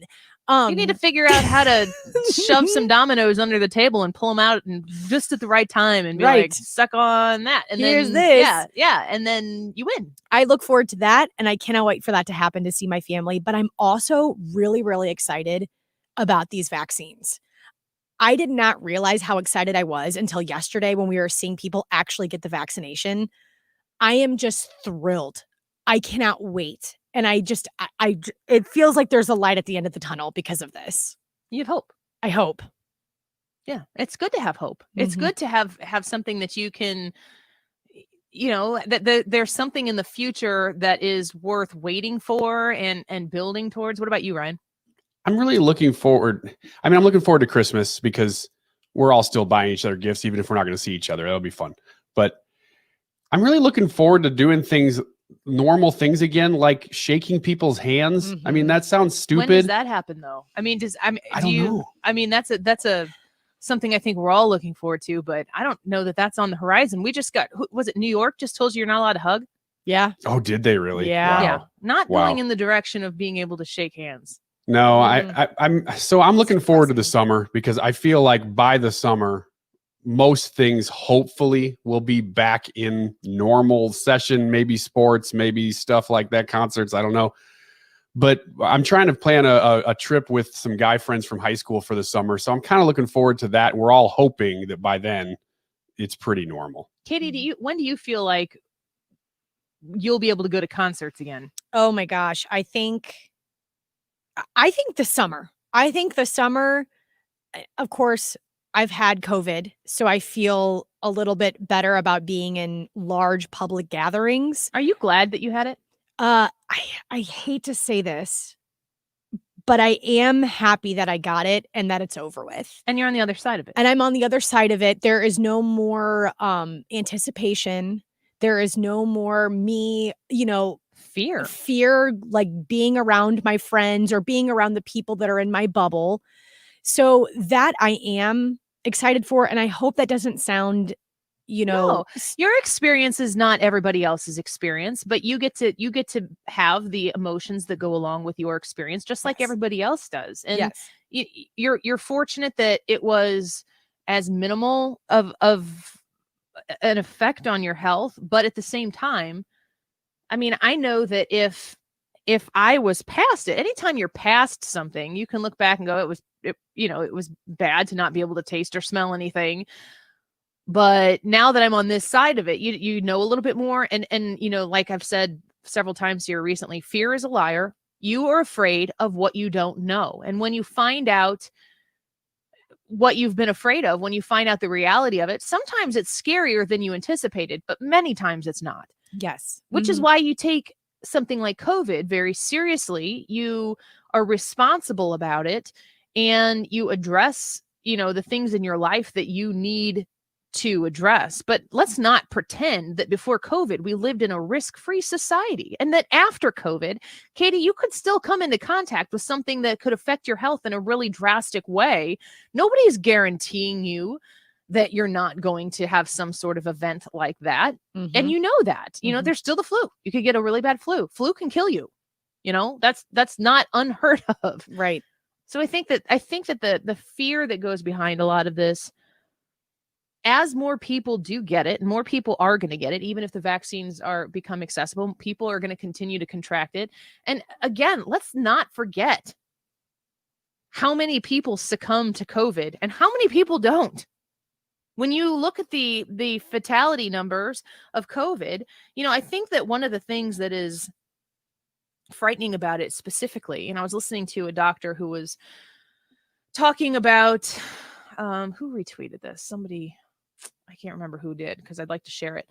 But this doctor was talking about a drug that he was using as a therapeutic, and using it very early on, and saying, we are real doctors who are implementing real medicine, and we're saying that if you can get on with the approvals of these different types of therapeutics, then we can stop this thing in its tracks, because once it gets past that point of no return, it is a very, very ugly thing to experience. It stops you from being able to breathe. That's not something that anybody wants to experience. It is frightening. And to know that in many capacities, in many cases, for the duration of 2020, the people who have succumbed to this have done so alone. There is not a sadder story than that. So we've been inundated with this, but everything else around it, fixing it, it doesn't matter how we fix it. We first have to know who's going to get the credit for it. We first have to know which side of the aisle does the point for this therapy or this vaccine, who gets this point? Is that not the crappiest truth that exists right now in 2020? If we could get to the point where we could look at this virus for what it is, something that's real, but something that we can treat, something that we can affect. We have vaccines for it. And when we have people like Katie or anybody else who has experienced COVID already, and they can go out and about and live their lives and support the people who are existing in a completely different crisis that has been affected by COVID, which is their ability to provide for their own existence. We need to be able to manage both of these crises at the same time. We just won't, because there's a political cost to it. That's what the hypocrisy of what you see when you listen to anybody speak on this issue. Chances are whose uniform, whether they wear it or not, they've been given one. And you watch it and you take everything they say through the lens of something political. Man, forget about science. Forget about, believe the science. Saying believe the science is a political thing to say. Mm-hmm. Isn't that insane? Well, and now we're dealing with people like Dick Durbin coming out saying we didn't agree with the COVID relief because it was during an election year, and we didn't want to put our name on anything because an election was coming up. It's like, whoa, man. Are you kidding? Let's listen to him here. Looking back, was it a mistake for Pelosi and Schumer to turn down $1.8 trillion? There was some exuberance involved because an election was coming, and they were both outbidding one another and trying to find some common ground. They didn't reach that point. But to return to those pre-election days and sentiments, political sentiments, is very difficult. Yeah, and you've got Bernie Sanders out there saying that the way that this was gone about was election-based. We know. We get it. We see it. We exist in this reality where politics is the Lord of all. I mean, seriously, it's a religion in and of itself. And I think it's very important that, I often have said before that government is the religion of far left progressives, but you got to make sure that whatever your existence is right now, if you can't wait for Trump, you know he's going to win and he's going to pull off this crazy legal challenge here at the bottom of the ninth, and you just know it's going to happen. You got to make sure that it doesn't become religion for you, because it's not. And these are fallible people. These are people who have, done good things on both sides of the aisle, and people have done bad things on both sides of the aisle.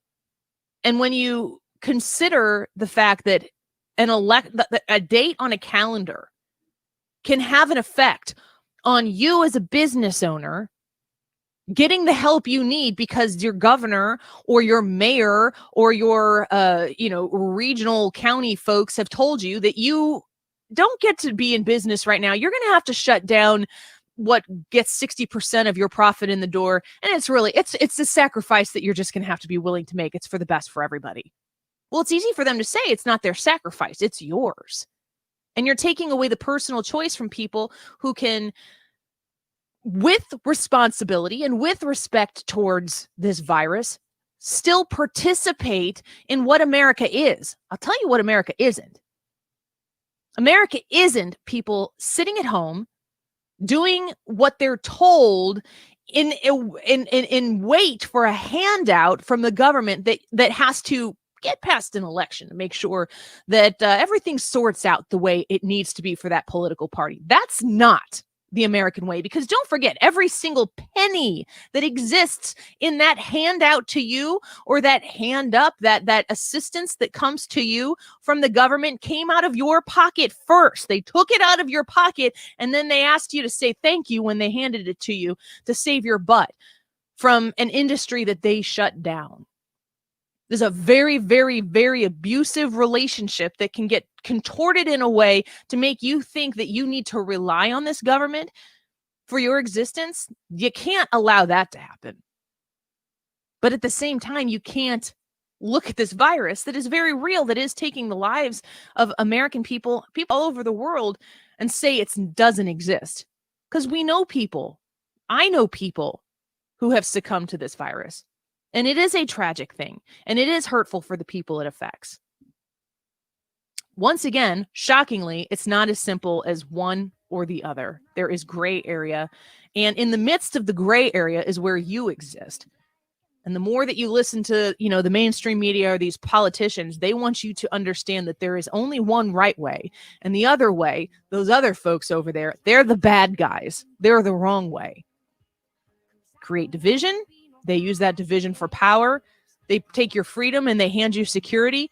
And once you've given up your freedom, you can forget about being guaranteed you're going to always have that security. There's no guarantee in that. Let's take a break here and hand it over to the Dave Glover Show. If you want to hear the podcast, check it out at radio.com. Subscribe to us on YouTube while we still exist over there. Andy Fry on YouTube channel. Subscribe, hit the notification bell. You'll get a notification whenever we go live. DGS up next. Mark Cox